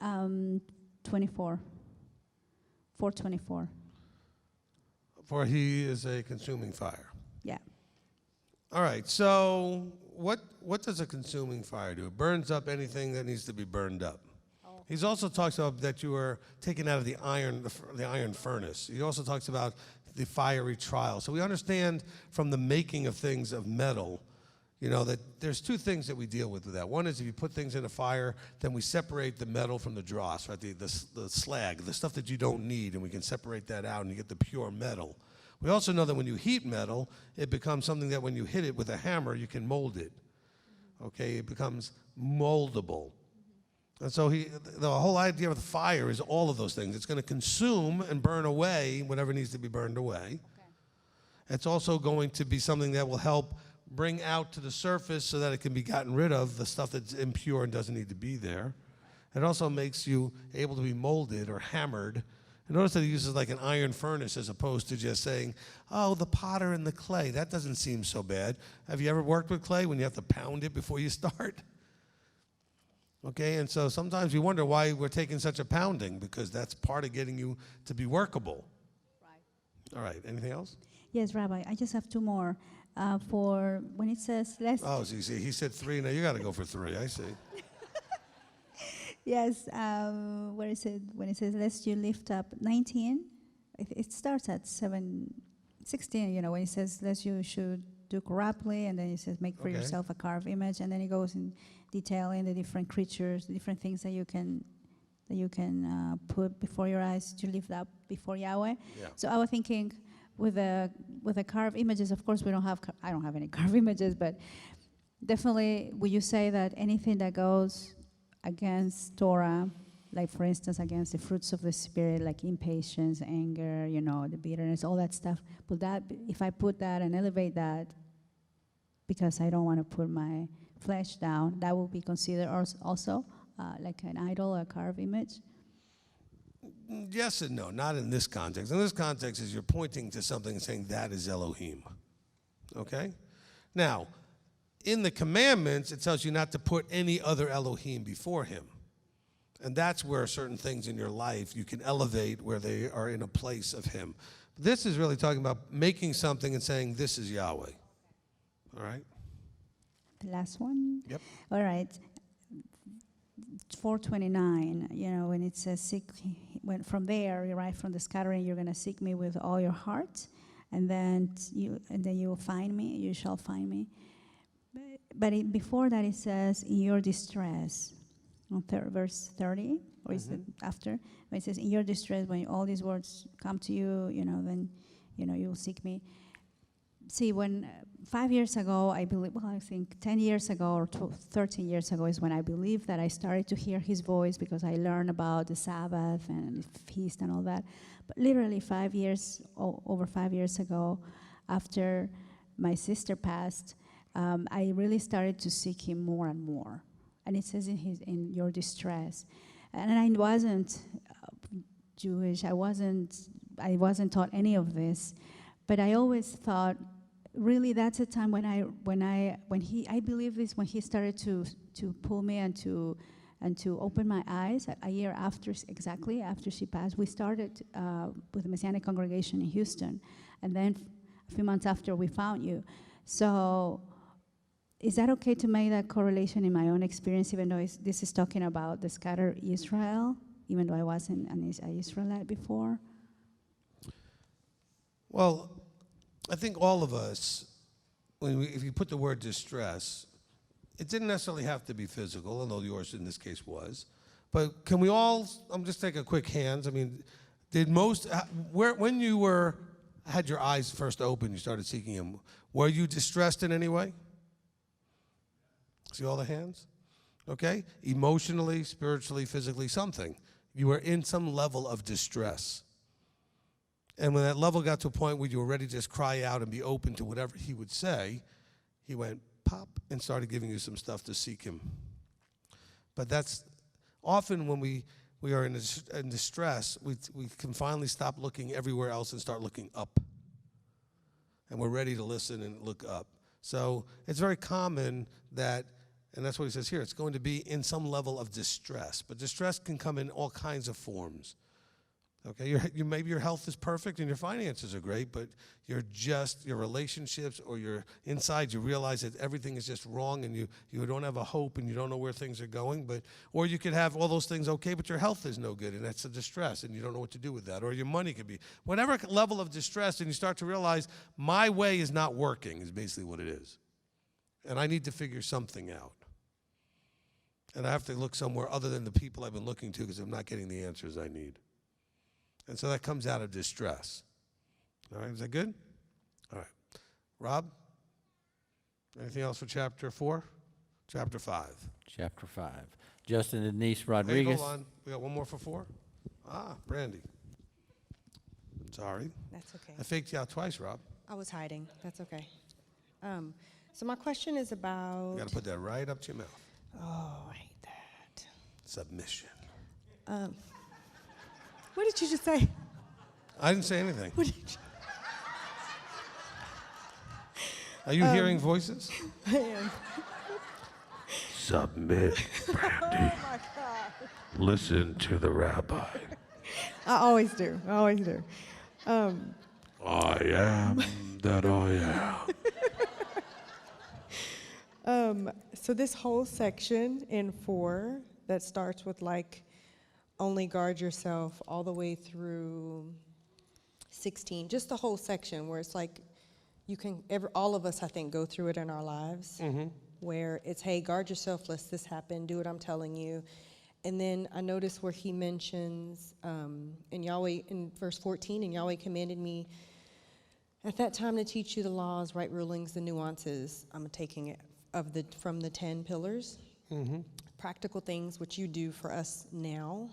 And then I have a note where you mentioned in a Torah study previously where it says, be satisfied with what he reveals to you at that time.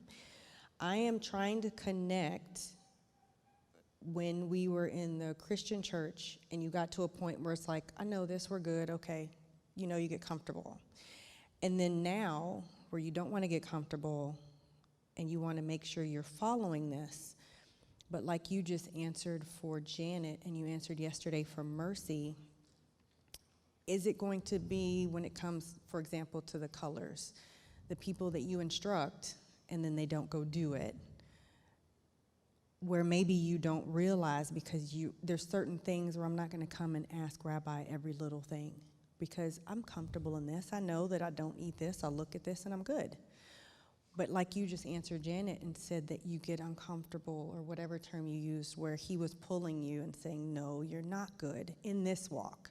I get that big discomfort where I needed to pull you out of that. How do we reconcile that same thing so that we know that we're not, it doesn't feel, my yellow doesn't, or my red, I'm sorry, doesn't feel like I'm intentionally saying, I don't need counseling for Rabbi over this. I can make this decision on my own, where you're not being like those people who's like, no, now let's go up. Does that make sense? No, I think that, well, yeah, it does. I mean, I think that sometimes you have to just go ahead and do whichever way you're going to choose, and then you'll start to learn over time which things you probably should have asked and which things you could handle yourself. I mean, ultimately, you should be able to handle everything yourself to a certain degree and only come when there's a matter that's too difficult for you to figure out what to do. And so, or a matter where you want to be sure and get confirmation before you do it. This is what I'm thinking of doing. Is this the right thing? But I mean, you shouldn't need to rely on, anybody to come and handle every single thing that you do. And besides, I'm not going to tell you what to do anyway. I'm going to help you understand the thinking process and have you understood, the ramifications of what you might do, etc. Or I might point to the verse and say, well, this is what it says. But, so I'm not looking and telling you that you need to counsel about everything, but you need to counsel about what you need to counsel about. And you need to counsel with someone who's the right person instead of just only talking to your close friends and thinking that's the way you get your counsel from. That doesn't mean you don't talk to your friends about the things you're struggling with, but there's a difference between sharing information and commiserating with each other and counseling. All right? And so when you need counsel and advice, it's probably good to do it one of two ways. In life, there's lots of areas of expertise that you may need help in. Go find somebody that's an expert or has the success you're looking for. When it comes to this spiritual stuff, you should talk to the anointed people, the leadership, about these things, not somebody else who may be struggling just like you are, or you have no idea how far along they are in the walk at this point to have any expertise to answer your question. They may have a lot of confidence in their answer and could be completely wrong. They may have confidence and be completely right, but that's a lot of risk there. And so I wouldn't counsel just with anybody. I don't have a problem with you sharing, with somebody and talking about your struggles and seeing what their opinion is on things. And getting people's opinions are fine. But when you take it as counsel, now you're putting them in a challenging place because now if they were wrong, they're not going to get that judgment. So be careful about giving things as counsel. Make sure you're sharing an opinion. And you're going to go ahead and take counsel from someone that may not be qualified. Okay? But yes, most things you should be able to handle yourself. Over time, more and more of those things you should be able to handle yourself as you learn.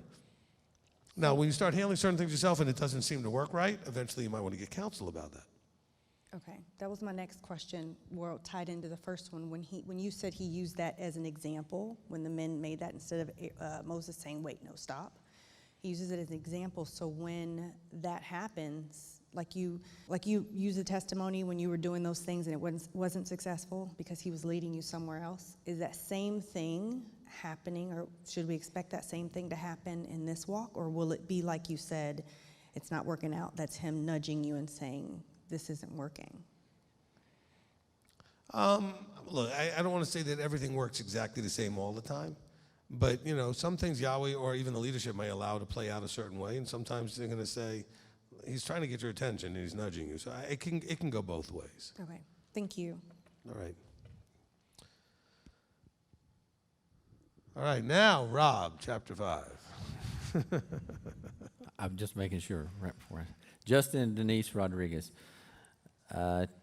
Chapter 5, verses 24 through 26. Can this also say through our fiery trials, if we listen to the voice of Elohim in the midst, he will show us his esteem and greatness, and we will find life instead of death. Okay, that'll work. I mean, I'm just reading it to see if that kind of fits the verses. That could work. That's chapter 5, 24 to 26. Now, just realize what's going on in those verses is that they're kind of panicking. All right? And so you don't want to panic like that, but you have to understand that if you can, while you're going through the trial, if you can trust him, then we can understand that you should then work through the system he now has in place, which is to work through teachers. If you want to understand the need for teachers, I think the teaching that I did called Learn and Teach the Torah, is the defense on there needing to be, and the scripturally mandating there to be Torah teachers. That's the system and structure that he put in place. All right?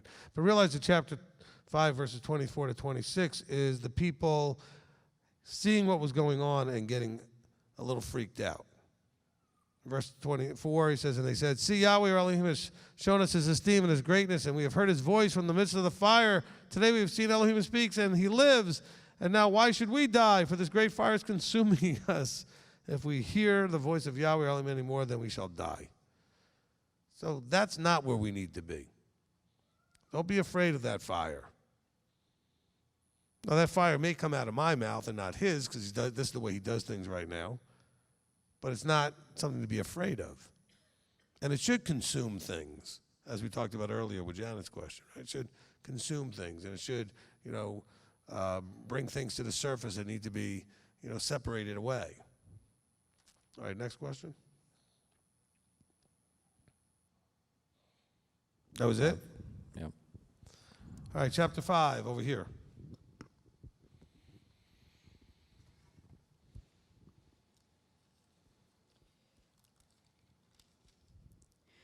Chapter 5, verse 3 said, Yahweh did not make this covenant with our fathers, but with us, those who are here today, and all of us who are alive.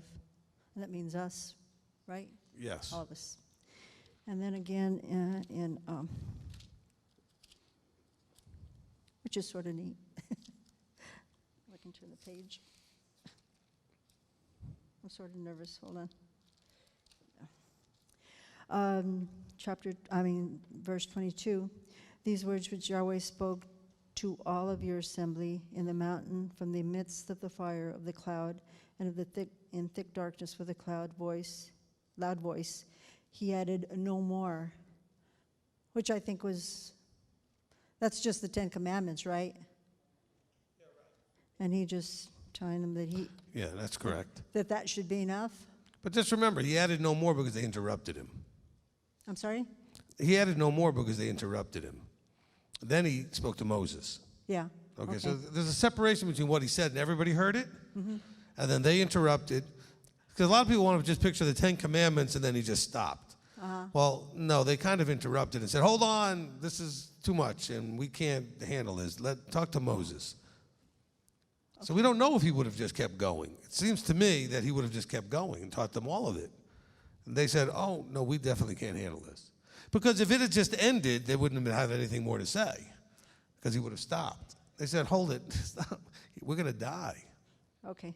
Okay. And then because again, he says again in 24, he says, today we have seen that Elohim speaks with man and he lives. And then they say, but now why should we die? For this great fire is consuming us.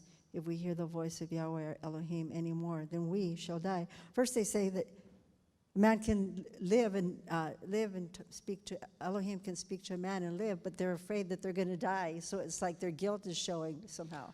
All right, well, it depends on how we punctuate and work that verse, okay?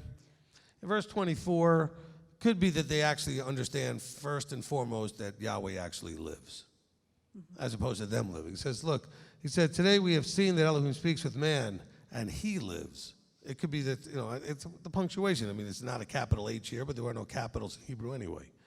All right? So it could be that it's finally real to them, not the things that he did, but they're actually hearing his voice. I mean, who's ever heard a God speak up to this point? Right. You've got just stone and wood and clay and all this other stuff, and like, wow, there's actually we've seen wonders and signs and things, but they'd seen all kinds of signs and wonders their whole lives that could be attributed to just anything. I mean, they've seen storms and things and droughts and abundance and whatever, but there was a voice speaking to us from the fire and the mountain. So it could be that it's talking about that they recognize that he lived. Now, of course, there's other verses that we read earlier where, this is what nation is there that has this kind of relationship and hears directly from Elohim and lives. So it could go either way. But they're saying, but if we're going to keep listening to him, it's going to kill us. Yeah. Okay? Oh, yeah, we've heard this and we lived. And we're thinking like, maybe we dodged a bullet there. We heard him and we lived, but I don't know. Can we handle this? Keep going and going and going? Now, of course, for whatever reason, they thought Moses could handle it, which is really why I think this is more to develop a buffer of plausible deniability. Because if Moses told it to them, they could say, well, how do we know Yahweh said it? When Yahweh said it, they had nothing they could say because they all heard it. But if we make Moses hear it and Moses tells us, we can always say, well, how do we know he heard it right?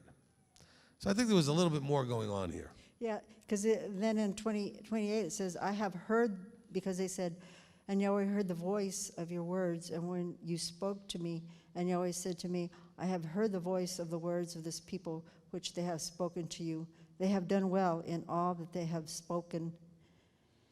Oh, that they had such a heart in them to fear me and to guard all my commandments.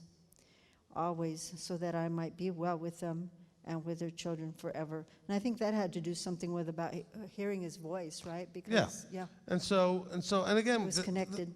There's a little confusion at the end of verse 28, but I think it has to do with when I talked earlier with Pete about the idea of the English translation there. He's saying, look, I accept what they have said. I'm not saying they've done well, but I'm accepting it as true. In other words, they're being honest, and I accept that. And then he says, because they express their fear, and they express they're not willing, to just have that level of relationship. He says, that they would have such a heart in them to fear me and guard all my commands. But they're already flipping out and panicking and recognizing that this isn't a game. Oh yeah, they agreed in chapter 19 of Exodus, but then when chapter 20 came and the commandments came, this is what happened, right? And this is the recap of it in Deuteronomy. And so when he says they have spoken well in all that they have spoken, well, not they've spoken well. It means they spoke the truth about where they're really at. They were honest and open, and they're trying to explain that they're just not ready for this. A lot of them were just not ready. Okay, so we have to be careful how it translates into English, because it could sound like, it was well, but if it was well, why are you saying, that they had such a heart in them? It wasn't what they spoke that was good. It wasn't good. It was just that they were being straight. Said, I give them credit for being honest. They were flipping out and not ready to handle this. And so they wanted to create a little buffer here. And that's why so many of them ended up dead in the desert. Look, they had 503,000, 603,550 died in the desert. It's a lot. It's a lot of people. Except for 2. So it's really 548. Okay? All right. Still in chapter 5. Patrick, you can go. Janet's realizing she's been hogging the mic. Well, just going back to what you were saying before, you had said in another one of your teachings that they were afraid to die of the flesh. Well, they recognize that Yahweh isn't playing games. He means what he says, and now that we agreed to this, we're obligated. He's expecting us, and the expectations, right, of the relationship, he's expecting us to keep our side, which is do everything he said. Right. Okay?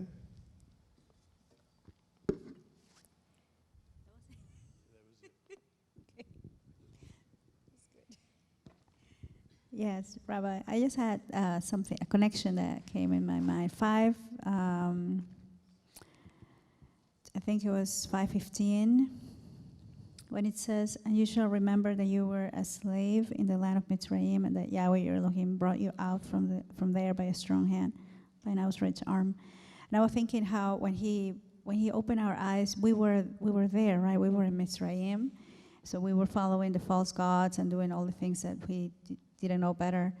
But I was thinking about the concept of slave, because they had a master, or the slaves in Mitzrayim, but he was a mean or a bad master. He wasn't a good one. Right now we're submitting to him, and he's the good one, right? So it's just I just thought about it, because it's just incredible to me how we've come from where we were into where we are now. And I feel compassion for the people who are still in that mess. Because when I see, most people that I interact with, except here, right? But the people that I interact on a day-to-day, like the people that I get to therapy, and people that I interact when I go to the store, whatever it is, I just see that they're living a life and they're believing things that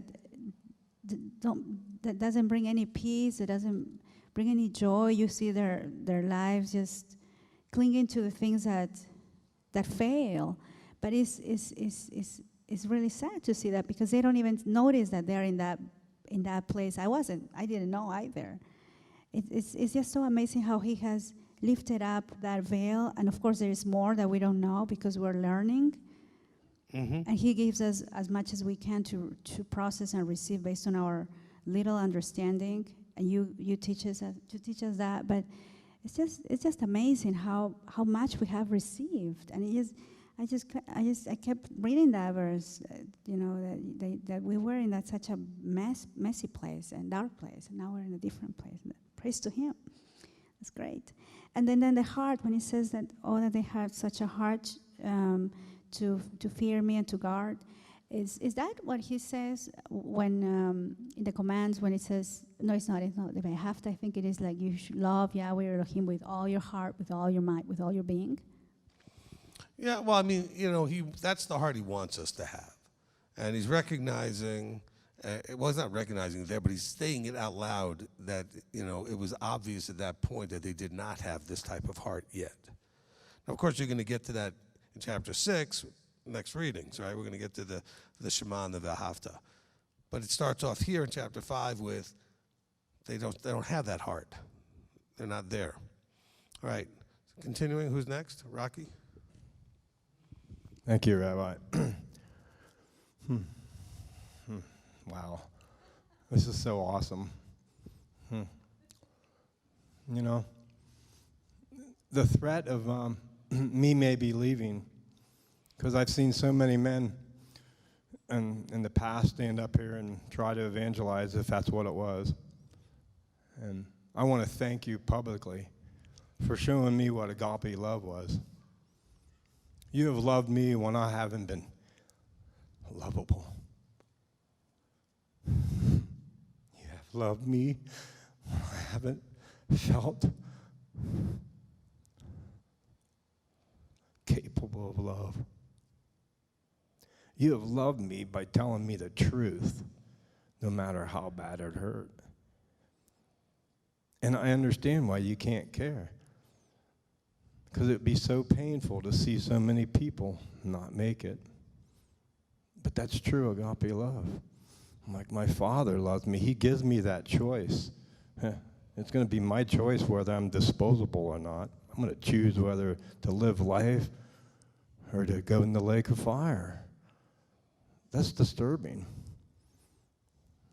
I don't want to leave here. I'm not all there. And you can't fake real. And you have been so real to me. The only man that's ever been in my life that showed any agape love to me was just a little whisper of my Father when He told me things that was so true that would hurt me, but yet I still did them. Didn't even realize that until He died. But there's been no one like you. That shows me it has to be Him. Amen. Praise Yah. Yeah, thank you.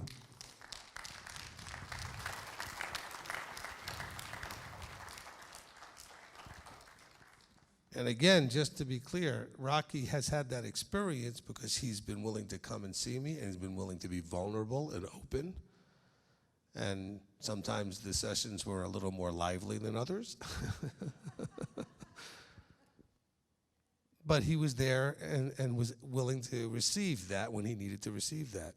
And, but he just, this has to take two people, right? I mean, I'm available and I'm here, but, to hear him and others like him say what they say, you have to understand that they did certain things that you're not doing. Okay, they will then make appointments, they'll come and see me, and they'll be vulnerable and open and honest about what they're going through to receive. And they'll be open and ready to receive whatever that is, without it needing to be anything in particular. And that's what the result of it is. So praise Yah for that. Amen?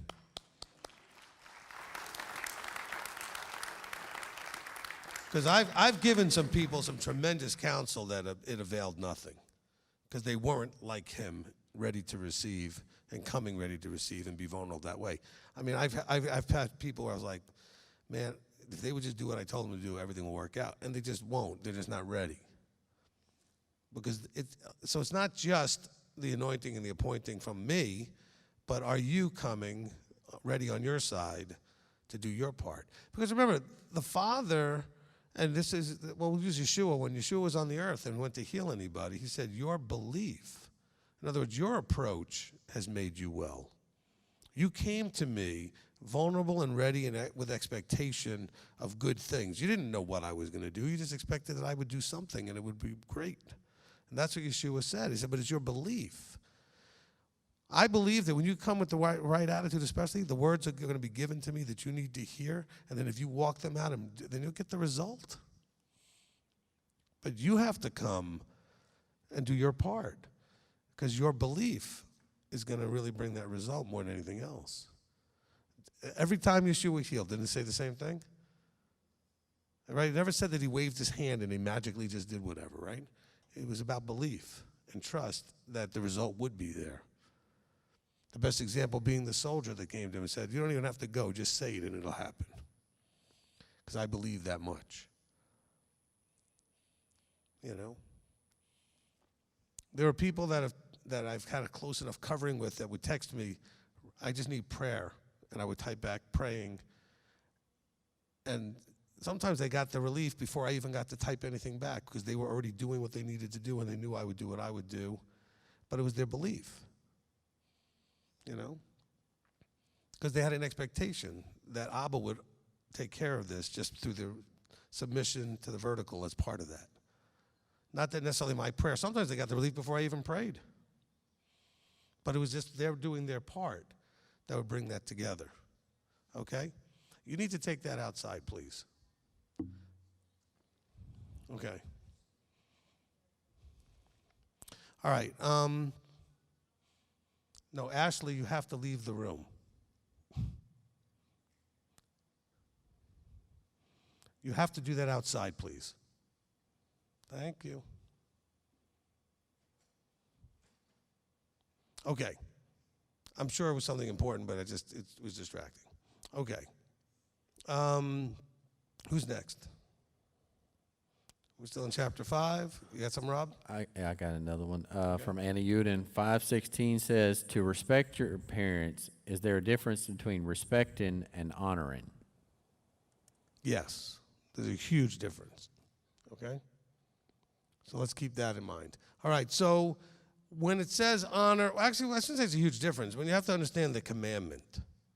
The commandment, the fifth commandment, the honoring mother and father, or respecting mother and father, is not about obedience. In other words, obedience could be the issue depending on, if you're a child, then obedience is a part of honor and respect.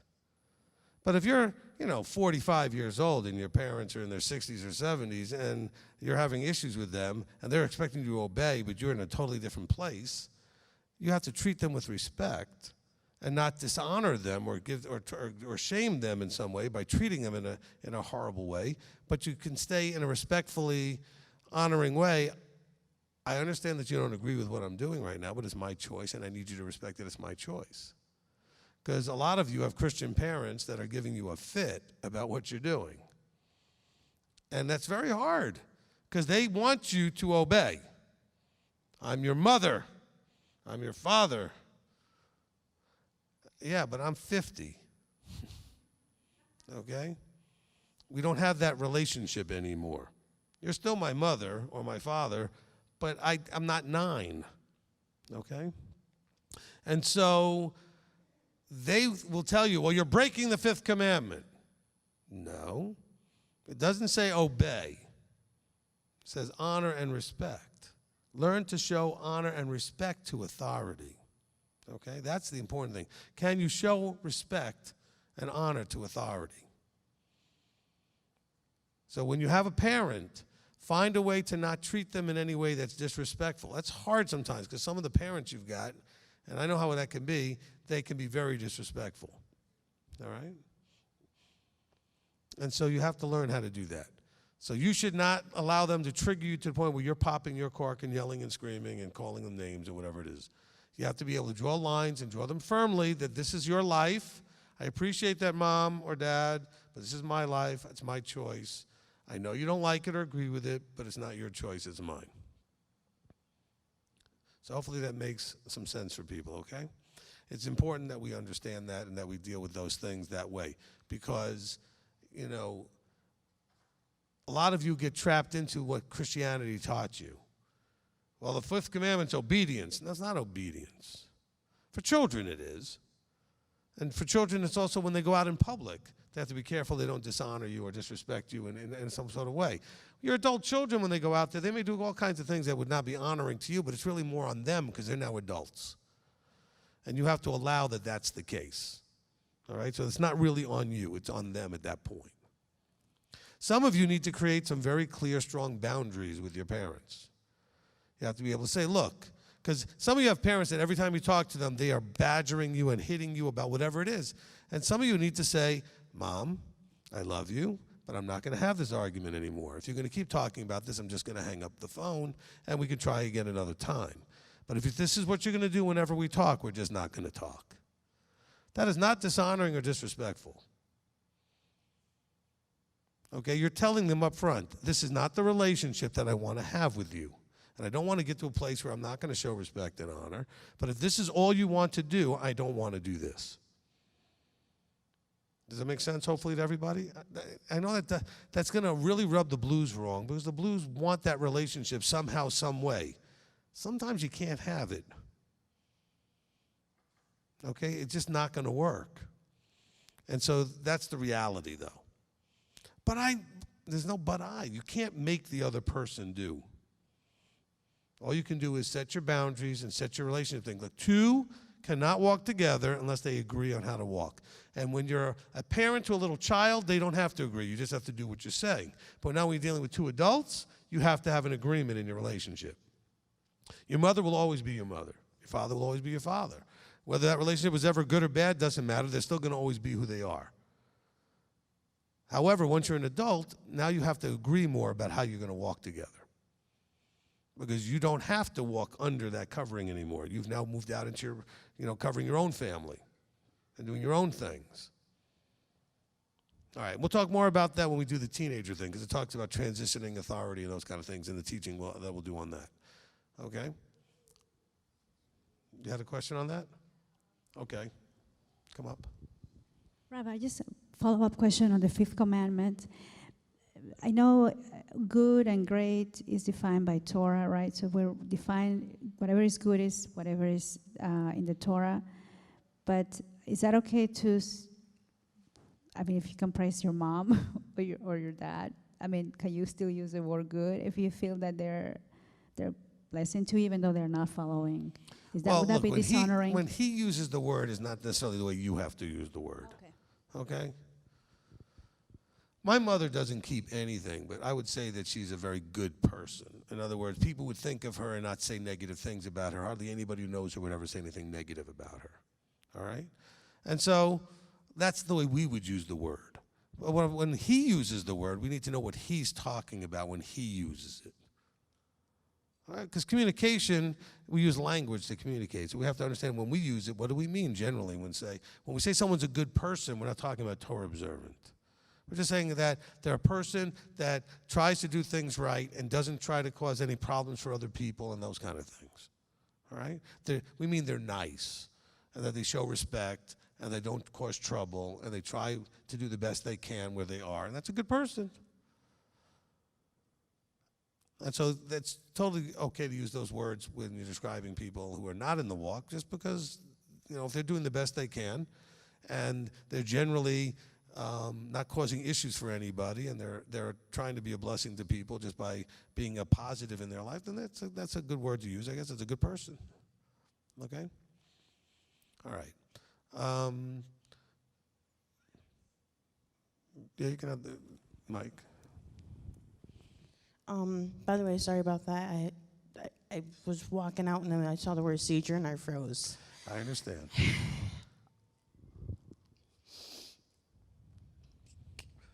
Give me a second. So what happened?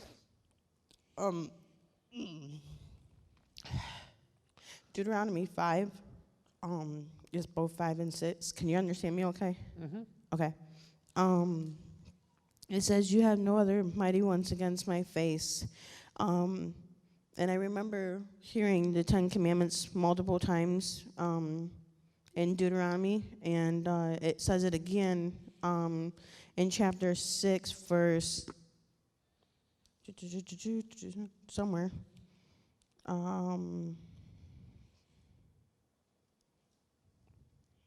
It says what? Huh? What is it that you're looking for that it says twice? I'm trying to find it. It was basically, I think it was 14. Yeah. Do not go after other mighty ones. The mighty ones are the people who are all around you. Yes. If I don't normally do this, but if I may take a spin on this, obviously you don't want to go after things like Christianity and witchcraft and all the other religions out there. But it hit me like a ton of bricks because after I came out of witchcraft, and I don't do that obviously anymore at all, but I'm dealing with stuff with my uncle's estate, so I'm talking to my family again, unfortunately, and they're trying to get me back into it, and I'm like, that ain't happening. But when I was reading that, it was like, do not go after. Being on the streets, that to me, that means do not go after, do not fight them, do not say, no, that's wrong, and stuff like that. Just leave it be is what I felt like, and I just wanted to. It's the opposite of that. So let's say do not go after, meaning do not seek after, do not pursue in terms of doing, as opposed to the way you're seeing it is the opposite. That's sort of the way the street slang was in the way you used it. Yeah. Okay. And so when I saw that, it made me realize it's like, wow, you're not, do not go after, do not say that's wrong. And not that it's not, how do I word it?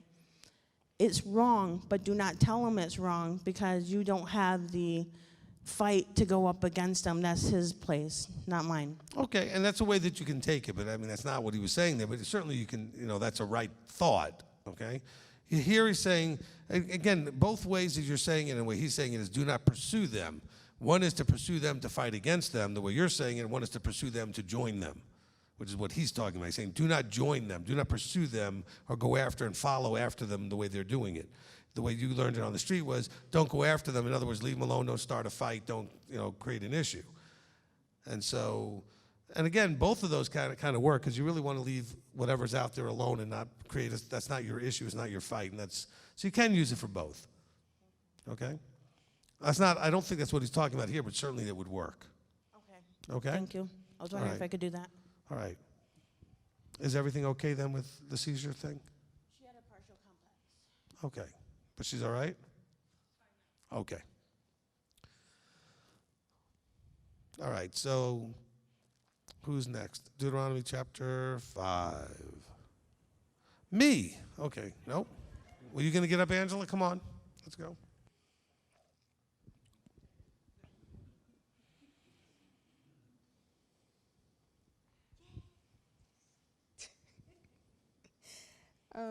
So chapter 5, verse 21, about coveting. I was just wondering if you could make some comments about how that kind of applies to us today, because we have some of these things, but most of us don't have, like oxes and donkeys, but it may be a little bit more complicated for us today. So just how does that look today, but beyond just the physical things? I mean, look, the main point here is envy, jealousy. You have, I don't have. And then you start wanting what the other person has. Because in your mind you're thinking, well, that's not fair that they have that. I want that. And out of that can come, coveting is where all the rest of this stuff comes from. Somebody has something you don't have and you want it, and that's why you steal. That's why you commit adultery. That's why you commit murder. That's why you bear false witness. That's why, all these things come out of coveting because you're thinking that that's a way to get what you don't have. So hopefully that kind of makes some sense. Coveting kind of is the underlying drive behind the other things. Why do you commit adultery? Because I want that person's wife, or I want that person's husband, or whichever way that is. Well, why do you steal? Because you have it and I want it. Why do you commit murder? Probably a lot of it has to do something because you have and I want it. I'm jealous in some way. I don't think it's fair you should have it, or whatever it is. You're angry enough to do these kind of things. Coveting is at the root of all these things, and it really is envy and jealousy. So today, that's when you start looking at other people's stuff, and you're jealous and envious, and then you may look at them in a negative way because they have and you don't. Or you may just start thinking about ways that you can get what they have. Hopefully that doesn't happen too much in this group, but I'm just saying that that's something that most of you probably think, well, that would never happen, but you could still have that negative thought, and if we're going to do the fullness of the intent, you're not even supposed to be desiring like that. He doesn't want you desiring other people's stuff. If you see somebody has something and say, oh, man, that's awesome, you should desire to get your own. And say, that's great, I want one too. And that's fine. But in the other way around it is the problem. Does that answer the question? All right, thank you. All right. Is that it online, Rob? We're good? I just got a couple they don't have chapters, but no 5s. All right. Go ahead and give me the ones without chapters real quick. Okay. From M2I Philippines, Jet Singh says, Rabbi, in the body, how can we or someone in the leadership help someone that don't even want to help him or help himself in the Torah context? All right. You can't help anybody who doesn't want to help themselves. That's it. Simple, period. Okay, I can only give guidance. You have to do it. You don't want to do it? Don't waste my time. Don't waste your time. You have to want to do it. And until you're ready to do it, there's no reason to even discuss it. Because you're choosing to stay where you are. And so, but you also should stop whining about it. Remember, there's only 3 choices, not 4. You're either going to fix it, you're going to be okay with it, or you're going to, just get rid of it. There's no 4th choice of just staying where you are and whining about it. And so hopefully I answered that question. Next. Okay, last one from Ariel. Oh, wait. And by the way, if you're in leadership and the person comes to you and you start recognizing that they're coming to you but they're not doing anything, at some point you have to say to them, I don't know why you come to me. You don't listen. You're not listening, so why do you come to me? You're wasting my time. You're wasting your time. I'm very happy to help you, but you have to listen. We had a lady in a group in Ohio that called me over and over, and another person that worked with me at the time years ago over and over again, gave all kinds of advice, and she would call at midnight. She would call all kinds of times. And this had nothing to do with Torah. It had to do with some family problems. And I finally had to say, why do you keep calling? She's like, what do you mean? I said, you've not done anything I've told you to do. Because every time she calls, I go, well, did you do this? No. Did you do that? No. And so I was getting a little frustrated. I was trying to be as generous as I could, with my time and my advice and counsel. And she got offended and went back to the congregation and said what an obnoxious jerk I was. But she didn't tell them what she did. This is a lesson for all of you when you hear somebody saying something about me when they've counseled, or Jed or any other person they might counsel with. Be careful you don't really just listen without hearing the rest of it. Because she didn't tell anybody that. She said, oh, they wouldn't help me. Wouldn't help you. We took calls from you every week, multiple times a week, and including one in the morning. And you didn't listen to anything. And then finally, I got strong with you and you got all offended and told everybody what a jerk I was. So if you're going to come and you're not going to listen, at some point you're going to hear the words, I don't understand why you keep coming if you're not going to listen. Don't come to me if you're not planning to listen. Because I have other people that really need that time slot that you're wasting. Okay? Don't waste that time. Now, I'm not saying that any of you are a waste of time. You are, though, if you have no intention of listening. Because then what was the point? You're not going to listen anyway, so what, you just want to talk to me? And so just understand that that's part of it. Okay, Rob? Okay, from Ariel, Deuteronomy is written in past tense, whereas the first four books were present tense, like we're at the mountain with them. Is this because he's reminding them where they've been and where they're going? Yes. Next question. I don't know what else to say to that. Look, a lot of Deuteronomy is written in the present tense after he finishes the history lesson. Okay? We just haven't gotten there yet. We're in the beginning of the book. But this is a history lesson, so the answer is yes.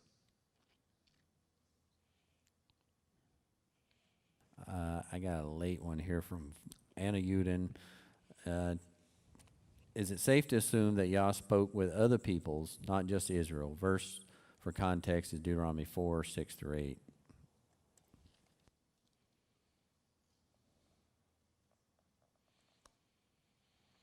Well, I'm not sure that verses 6 through 8 cover that. I mean, it says, what great nation is there that Elohim is so near to, etc.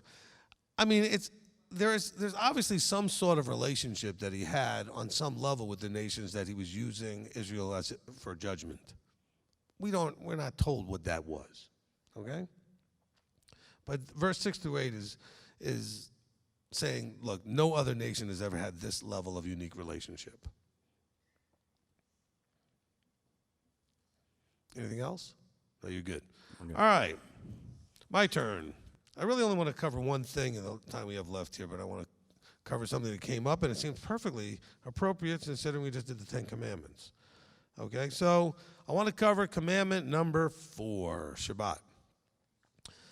And I want to cover it from the context, and we've covered this before, but some people here are new and they don't know what I've taught about these things. And this is also probably why it would really help for us to have a modern day, Messianic, Torah observant Israel Talmud of some sort, where they can write down for people decisions that have been made in applying Torah today in areas that they could not have imagined when this was given in Moses' day would even exist. They didn't deal with things like housing and electricity and all the other things that we have today, all these amenities and things that we deal with on Shabbat. And so let's deal with the two main issues here, because we're at a conference center. And of course, one of the questions that comes up is, what do we do with meals on a holy day and meals on the Sabbath? Well, this is where we had a long discussion in the leadership, and this is what we concluded. And when I say we concluded, I'll take it all on me, because ultimately the decision was mine. Okay? And that's the vertical structure. It was discussed by all the leadership, and the burden of responsibility to make the decision was mine. Okay. So the issues here in chapter 5, when we talk about the Sabbath, it says, you do not do any work, you, nor your son, nor your daughter, nor your male servant, nor your female servant, nor your ox or donkey, etc., etc. Now that, and it even includes the stranger who is within your gates. Now, when you're living life, we have to understand what it means to be your manservant or maidservant. This is somebody that you, for lack of a better way of expressing, you own them, at least short term. You are fully responsible for them. They do whatever you say, and they have no choice. They're your manservant or maidservant. Is that clear? Does everybody understand that? Okay? So it's not like the people that work here at Ridgecrest. They are not mine. I do not own them. I have actually no authority over them. I can't make them do or not do anything. So first of all, that means that they are not fitting under the manservant, maidservant thing. Neither is the person working at the electric company so that you have electricity in your house, or the internet company so you can live stream this on Shabbat. Because if we're going to take that approach, all right? If we're going to take that approach, then you need to be sitting in your house with everything off and not watching anything and not using your phone and not doing anything. Because somebody somewhere is working so that you can have all those things. But none of them fit under verse 14 of chapter 5. They're not your manservant or maidservant or your donkey. These are all things that you own and you have full authority and control over. Does that make sense so far? Okay? They do not work for you with your authority. Now, bear in mind, though, you own a business. And those people are working on Shabbat for you, that's your problem. They do work for you. And you can tell them that they can't work and they have to listen. And so your business can be closed on a holy day and can be closed on a Saturday. Oh, but I have a partner. Well, then you might need to sell your part. Because then you're trying to get a sideways advantage because that's his thing on Saturday. I'd rather not spin that. Okay, I'd rather be in full control or have something that does not do that. Because those people are still working for you. You're a partner. I'm not talking about you invest in a company. Then you have no say, you have no say. I'm talking about when you're a partner and you actually have a lot of say because you're half the business. So if you invest in like the stock market, you have no say in any of those companies. And whatever they do on Saturday or not, you have no say in that. That's not what I'm talking about. If you, though, have a business that you actually have authority in, you own it, or you're a major shareholder in it in terms of like you're partnered with somebody in it, or there's 2 or 3 people partnered in it, you have a say in how things go in other areas, then you have a say in that. If they're not going to let you have a say in that, then you should let them buy you out and do something else. because you're breaking Shabbat. All right. So here, just like at any hotel you stay at, if you're traveling and you're going over a weekend, you stay at a hotel, people are working in that hotel on Saturday and Friday night and everything else while you're there. Let's say you get there Friday morning or Friday afternoon, and you're going to stay overnight, and then you're going to leave on Sunday or Saturday night after sundown. There are people working. They're not working for you. They're working whether you're there or not. They are not your manservant, not your maidservant. Okay, so hopefully we're going to cover that part first, okay? It's very important that the Shabbat instruction, this part of it is about whether or not they actually are under your authority, which means that they have to do what you say. They have to do what you say. In other words, they have no choice. You own them at that point. In other words, they work for you. Okay, that's number one. Number two, it says in Nehemiah, we see the idea of not doing business. And we're told not to do work and not do business on Shabbat. Because the work that we're talking about on Shabbat is the lucrative work, the work to produce. And so what about doing business? Okay, so the distinction that we were inspired with was the idea of active commerce versus passive commerce. What does that all mean? So when I walk up to the marketplace and I hand them my card or my money and they hand me whatever item, the t-shirt that I want, that's active commerce. Okay? When I pay my rent or my mortgage, it's paid monthly, isn't it? So am I going every day and paying them for each day? No. So monthly it's being, so every day I'm doing this living in the thing that I'm living in, but it's not active commerce, but once a month when it gets paid. On whatever day it gets paid. It's just, it's passive. It's happening and it has nothing to do with me. Nobody's watching me pay that bill. Nobody's going to think that I'm doing business, and I'm certainly not doing business because I'm not paying it on Shabbat. So just like when you go to a hotel, you get there Friday and you're leaving on Sunday, are you still paying for Saturday? Yes, but you're not paying for it on Saturday. Okay? You're going to be there through a period of time. You're staying in a place for, just like when you're renting your house. If you're renting an apartment, you pay for the month, you don't pay for the day, but the day's included. Obviously, you're paying for 30 days or whatever it is, but you're paying that once a month, and it's passive all the other days. There's an understanding that you're paying for every day, but you're not doing it every day.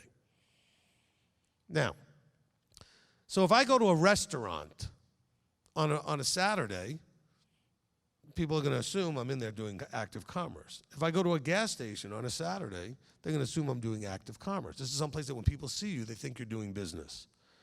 If I go to a restaurant Friday night, 7 o'clock, and sundown is 7:30, so I'm there before sundown, and I order my food and pay for it up front, but I sit there after 7:30, everybody in the restaurant will assume I'm doing active commerce because most people pay when they're done. Because I know people used to play that game when I first came into Sabbath observance. They'd go to Friday night dinner, they'd get there quickly, tell the waitress, hey, here's our order, can we quickly pay up front? And then they'd sit there for 3 hours. That doesn't work for me. May work for you, but I'm giving you the reasons. That's not passive commerce. That's really active commerce. You're actually actively doing the commerce. And also the measuring stick is, would the reasonable person watching you assume you're doing or not doing business? Somebody sees you walking around in a hotel. Unless you're walking to the front desk with your card in your hand, they are not assuming that you're paying for anything. People walk around hotels, who knows how many days you're going to be there? Nobody knows how many days anybody's going to be where they are. But when they see you checking in or checking out, they know you're doing business. So you check in before sundown and you check out after sundown. So nobody thinks you're doing any business and that you actually aren't doing any business actively on the Sabbath. Is that making sense so far? So when we come to this property for 8 days, plus a little, because we get here early and we leave at the end, after the sundown and everything else, we are doing no active commerce while we're here. You paid some before you got here, you'll pay the rest when you're done, or when you checked in, you'll pay your balance, and then the rest of the time you are here, not every day walking up and paying every day for everything that you're doing. And so nobody here is under your authority. They're all serving us because we paid them for an event, but nobody here is working under your authority. You have no say in what they do. Some of you have tried. You need to knock that off. You have a problem, by the way, anybody on property, come to the leadership here. Don't give the staff grief. Let us know that you're having a problem. Okay, I mean, if it's something simple and you're just going to tell somebody they can fix it, but if you're going to start giving the staff some sort of grief about something you have a grievance about, come to us first, please. We have a person that coordinates the event that works for the property, and I can go to them and I can let them know we're having a problem. We can get it fixed and get it resolved. But if you try to handle it and pop your cork, you're going to make us look bad because you represent the rest of the group. And for all they know, you actually do represent the group. They don't know who's who. I mean, they know who some of the leadership is. They don't know who everybody is. And so let's be careful with that. All right, so then we're talking about things like the food that then is provided. That's part of the package we paid for. That's something that is not active commerce. Nobody's seeing you. Look, if you went down in the hotel to get the free breakfast Saturday morning and got yourself whatever was out there, nobody's thinking you're paying for that on Saturday. They all know the breakfast is just offered as part of what you get, and it's included in the deal of whatever you're staying there to do. And they're going to put that breakfast out whether you eat it or not. Just like the internet's going to be on whether you use it or not, the electricity is going to be working whether you use it or not.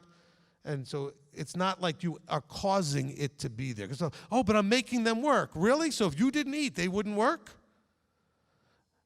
And the electric company wouldn't have people working and all this other stuff if you didn't use their service?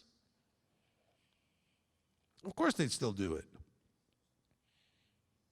And so hopefully that answered that question. So if anybody has a question about all this that I just said, you're welcome to come up and ask a question on the mic. They can ask it on there.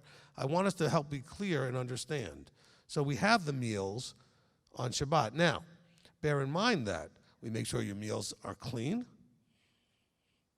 And some of the properties will say that on the weekends, especially when they have bigger groups in, they may put unclean things like bacon on the buffet, but they will tell us in advance, and so we know which line has the clean stuff on it, because they can't tell the other groups no, but they can tell us which ones, because they know that we can't have. And then we will keep our people to that one area where that is. But all the other meals, except for the two breakfasts while we're here, are going to be fine. Because they decided it's easier to make a pork-free, shellfish-free event for everybody all 8 days than to just alter us a separate thing and have two different things going on. And so we've made that an effort for you. Okay? And so that's something that we've got that understood and doing. Okay, so when we have the meals like we did today, or not today, yesterday on the holy day, there was no problems there. Won't be a problem on Saturday, won't be a problem on Tuesday when we leave. That's all part of the deal, that's all part of what's happening here, and that's not a breaking of the fourth commandment. None of them work for you, and none of us is doing active commerce. Is that good? We're all set with that? All right, anybody have a question? No. Rob, did anybody over there have a question? No, we're good. What was that? Okay, come up front.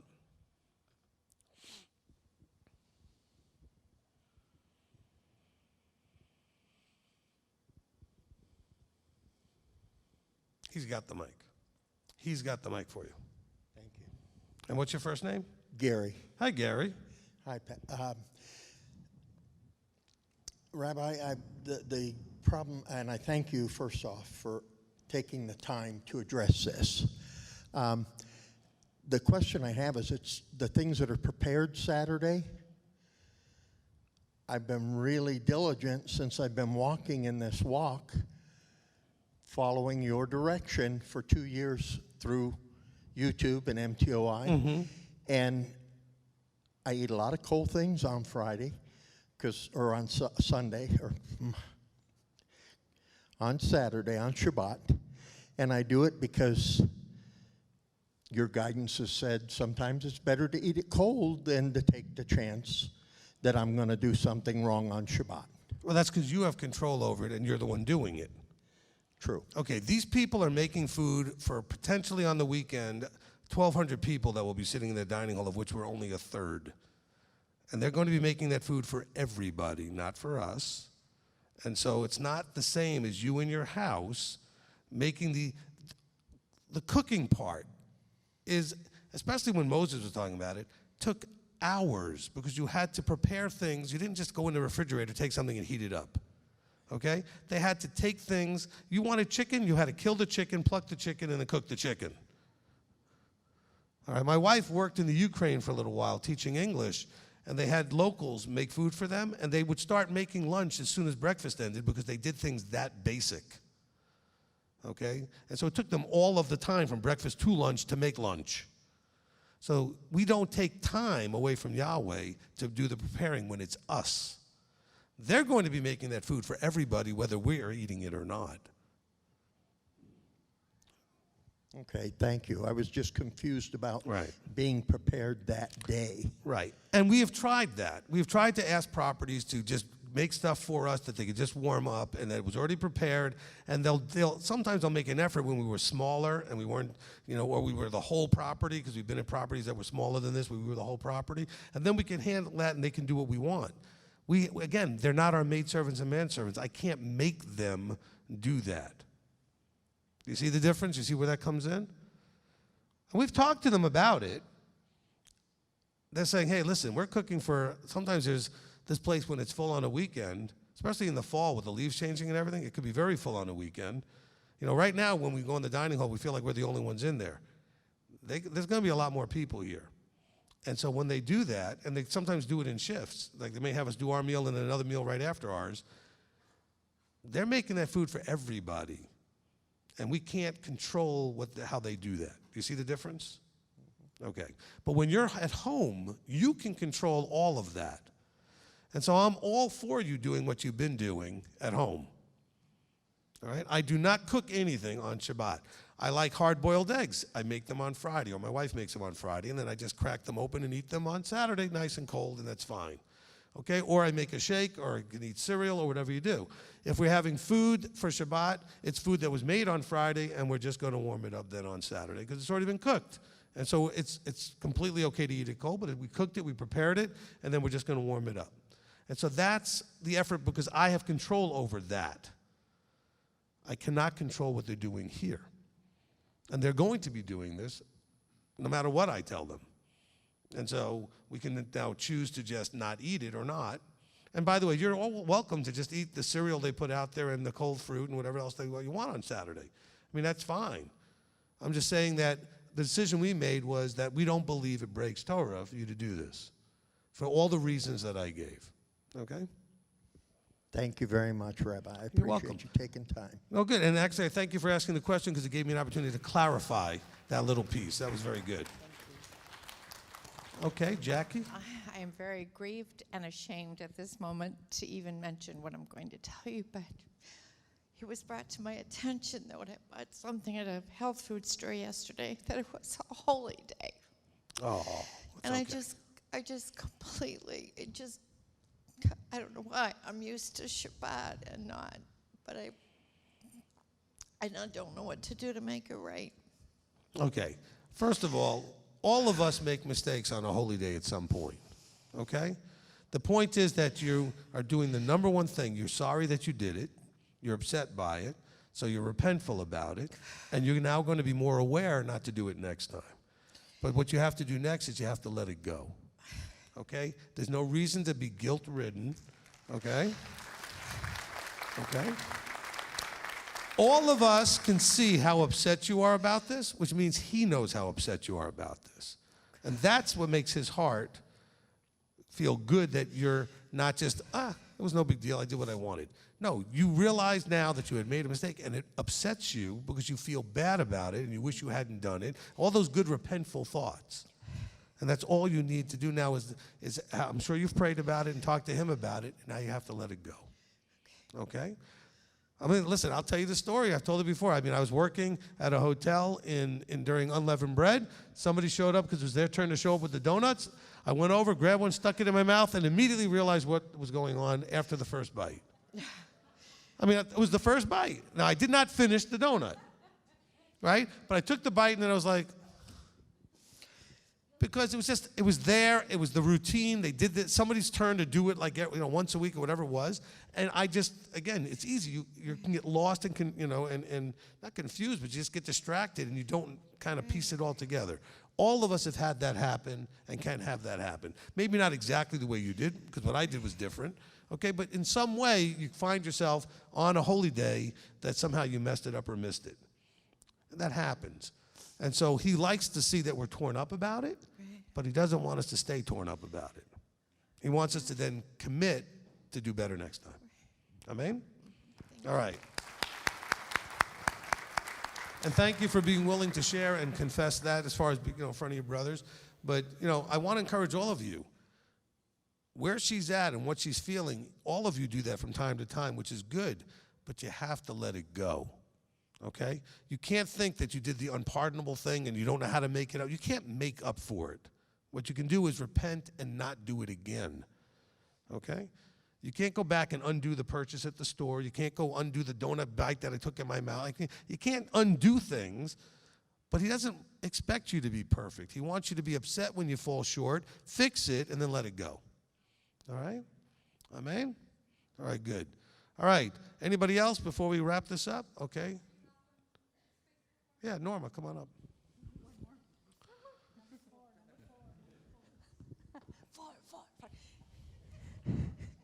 Shalom.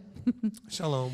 Rabbi, the question is concerning active commerce or passive commerce.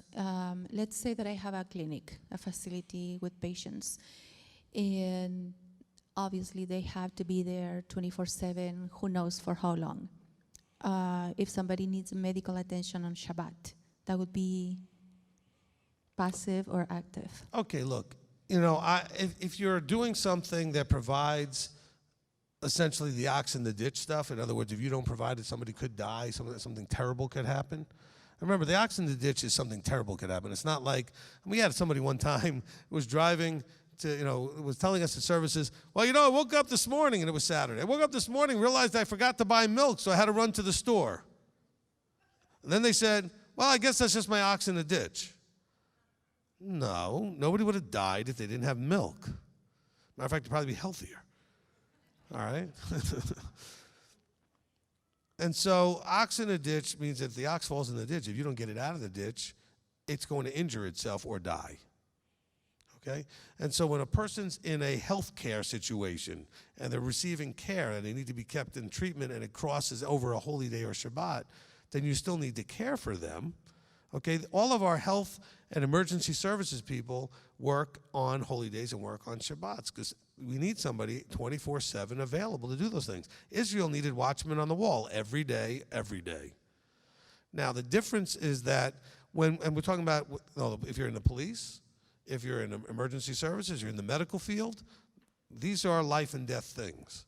Okay, so yes, you would, continue to do that. If you're in the medical field and you do bookkeeping and you do record keeping, that's not an emergency. Okay, you need to find a way not to be doing it on Saturday and somebody else can work on Saturday. But if you're an actual provider of the care, and if you're not there, that person doesn't have somebody to care for them, then you need to be doing that. Now, as far as the commerce part, okay, you create passive commerce by you don't bill them until it's done for the period that they were there. Okay? Because now you have it covering their whole treatment and not just charging them for Saturday and for Friday and whatever it is. You're getting billed for the treatment, okay, for the care that they received. Just like if you owned a hotel, people are staying in a hotel. Well, I guess if you owned a hotel, you wouldn't have people working for you in a hotel. But the people paying there are paying for the whole time they're there, and that it might include a Shabbat. And so it becomes passive commerce, all right? So these people that you're caring for, this is the exception. It's medical, it's life and death, it's health. They need somebody watching them. Because if they were able to be on their own, they wouldn't be in your facility. So they're there because they need to be there. So, now, by the way, one of the things I have encouraged, and a lot of people find it really works well, if you are in the medical profession or police and all the other professions that, require you to work on Shabbat because it's necessary to keep everybody safe, which I'm totally okay that you have those careers. I think part of the Shabbat rules and understandings that you still should not be financially benefiting from Shabbat work. So I've had a lot of nurses that we've worked with that make a decision to take the pay that would have been their Shabbat pay and make a donation of that. So that money is not in their pocket. They're working because it's what they love to do and they want to help people. It's not so they get paid for it. And that's just something you might want to consider if you have that kind of a thing where, because if you're going to go into those professions, it's not the profession you go into just to make a living. You're doing it hopefully because you want to help people stay alive and be safe and those kind of things. And so if that's really your heart, and somebody think, well, then I wouldn't want the job. I'm not going to make enough money. Well, then maybe you need to do something else. It's not, listen, the Shabbat thing in a world where it doesn't keep it is a very tough thing. Because if we were in a world that was his, we would still need you to do the work on Shabbat, the healthcare people and stuff, but we would compensate you enough so that you wouldn't need to get paid for Shabbat. So you get compensated enough because we know you're there not working to get paid that day. Does that make sense? All right, but the world isn't going to do that. All right, any other questions? Okay, Gerardo? How you doing, Rabbi? As following up with the same thing about the Shabbat, it's like 3 or 4 questions. Got to bring the mic up. It's about 3 or 4 questions about the same thing about Shabbat, what to do and what not to do on Shabbat. What about washing dishes? Just ate, they need to get washed, sticky for tomorrow, hard, whatnot. No? Look, dishwasher. Listen, the dishes thing, if you started off with an empty sink on Friday, like before sundown, you should be able to stack, put your dishes anywhere, and worry about them after Shabbat. Okay? So I wouldn't worry about any of those things. We do not do that in our house. We just stack things up, we leave them out there, and we deal with them when sundown and we get back from services, and then it's there and we deal with it. All right? I generally don't even run the dishwasher. I may put them in there, but I'm not even going to run the dishwasher. I'm just going to put them in there, and then that's something. There's no emergency rush for that stuff. Okay? Just get it done when it's done. Start off empty, and then get it done afterwards. Okay, and we don't own a microwave for healthier eating, so what about like warming them up in the oven, say 175, 200 degrees? Say it again? Warming up, we don't own a microwave, so what about warming up like something food-wise, 200 in the oven? I know that's not necessarily essential. Again, let's understand cooking. Cooking has a lot to do with preparing, but the idea of cooking, really, I want to give you a definition of, it's something that you would not normally eat cold. In other words, the only way you would eat it is to cook it. It needs to be cooked, because now there's things that you like better when it's warm, but you can certainly eat it cold.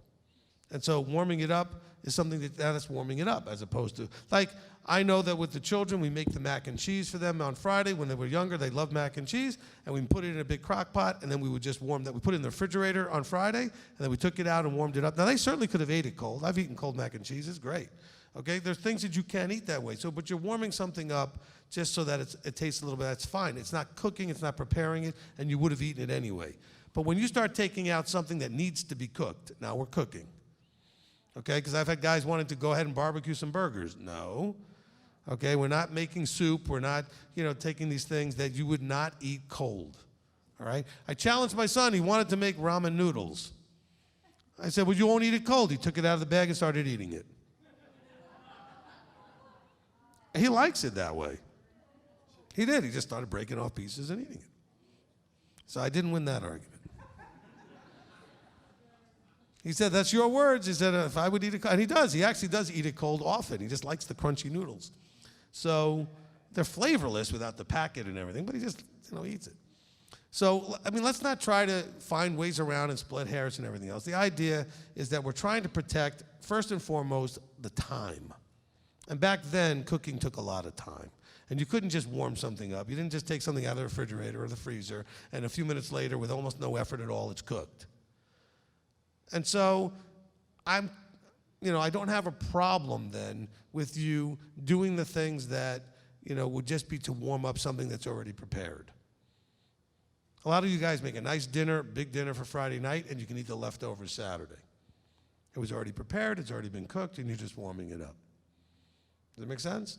But let's limit that. I would be very happy and very comfortable, we've been doing this lately, just to make sandwiches and not have to go through that whole thing and dealing with any of it. Why deal with it? You can't just have, I love a sandwich. Oh, but it's Shabbat. Why? So I can't just love a sandwich on Shabbat? So I'll make a sandwich, and sometimes we'll buy some of those salads that are already pre-made, like potato salad and carrot raisin salad, whatever. And I'll have a bunch of those already there. Just pull them out, and they're great cold. They're supposed to be eaten cold. So you take that and have a sandwich, some chips or something, and you're good to go. Fruit or salad or whatever you want to do. Why do we need to always have to go to cooking? I don't understand that. Okay. Anyway. Good question. What else? And the other one is ordering food or groceries, say, running out of time, whatnot, it's already prepared, something fried chicken Publix, I'm not quite sure, and it arrives after Shabbat, but you paid for it right before Shabbat. Would that That's poor planning. No, correct. Okay, so fix the planning problem. Working on it now. Okay, yeah. No, that should never happen, because you should be able to, look, if you got to prepare, and you're running out of time, that's because you didn't plan well. Okay, you should be planning it on Thursday if you know your Friday's going to be busy, or just planning on a Friday, or just decide you're going to make a sandwich. Always have peanut butter and jelly ready to go. Okay, or turkey or whatever you like to make a sandwich out of in your house, so you're ready to go. And you can make sure you have that on Thursday or Wednesday or Tuesday for that next weekend, because it does stay well for days and days. Okay, all right. So let's try not to order things that are going to show up after Shabbat. Yes, sir. What about auto pay on Shabbat? What about auto pay? Auto pay on Shabbat. If you have something that's like a bill that's auto paid? Yes, sir, but I'm always with the bills. I take care of my finances at the house, so sometimes I may be checking 2-3 months ahead of time, and sometimes it'll fall on Shabbat. Yeah, don't worry about that. Okay, so if like I set up my electric bill or my gas bill or whatever as an auto pay, the bank's going to take it out whenever the bank takes it out. And that's not active commerce. You just already set that in motion. You are not doing commerce. You've just set it up for an automatic payment, and sometimes that payment will fall on a holy day or a Shabbat, whatever day of the week they do it. And they have their own little weird ways of changing the day, give or take a day or two, based on the weekend or based on this, because that's what they do. And you can't control that either. I want it on the 15th of the month. Well, it's not going to always be the 15th of the month. And you wonder why that happens, because you don't have the control over it. So your auto pays are fine. Yes, sir. Unless you know your auto pay, you set it up to do on Saturdays all done. That would be a problem. Okay? Yes, but if it's the first of the month, who knows when the first of the month is? It's not always going to be different. But it's going to be the first of the month. All right? Yes, sir. And last question that just came up from the Shabbat thing. So say we bid on contracts all the time, and there's been a couple of them on Shabbat. And I'm not trying to twist nor spin anything, but I was talking to Jessica at the house, and we was talking whatnot. Well, what would this look like? What would that look like? And eventually we said no to everything and all things. But at the same time, I mean, you're smarter than me, so I'm going to ask you. Okay. Because I also... But what are you asking me? I didn't get the question. Well, that... Okay, let me give you an example. Right now, you can spend something. We're essential business because COVID, cleaning, medical facilities, and things like that. And not necessarily a spend on that, but say just overall 200-300 years go by and say the Talmud changed something, and it would be that, hey, you can possibly do something on Shabbat as long as you don't take an income. I always wanted to ask you that. Okay, that's a good question. Okay, no, I really don't think that you should just think you could do anything on Shabbat just and not take an income. I think that if you are working on Shabbat now and you're trying to change jobs to fix that problem, that it would be best and to your best advantage not to take the income for that day, to just figure it out. Now, you can't get your boss not to pay you, but you can figure out about what it is for the day and not. We had some people on the postal working that the lady said to me, I'm about to retire. It makes no sense for me at this point, because it's like 6 months more to just try and figure out and get a new job. I'm going to be retiring. And so she just said, I'm going to, on the once or twice a month when I have to end up working on Saturday, I'm just not going to get paid. So she took that payment and did it that way. And I approve that because I can see that there's some things that just make sense and don't make sense if it's going to be in a very short term. All right? And so the problem was already going to be fixed. And I think we would have created a much bigger problem trying to fix the problem otherwise. Now, if we don't have a short-term problem, like it's a long-term problem, like you have no end in sight, then that's a whole different thing. Then you probably need no more than 6 months to give yourself a window to go fix that problem. I'm a go-do-it-now sort of aggressive, as you can imagine, being so red, where I just take things and immediately run and do it. I don't expect everybody to do that. I think Abba does have, using grace the right way, like a grace period, a period where you have leeway and some time. I think he does give us some time to fix our problems, but I don't think it's a very long time. So if you and I are talking about your problem with Shabbat work, and we're having that same conversation in a year, something went wrong. You did not make the effort to fix the problem. Okay, a couple of months is what you need to fix the problem. Okay, let's just be clear with that.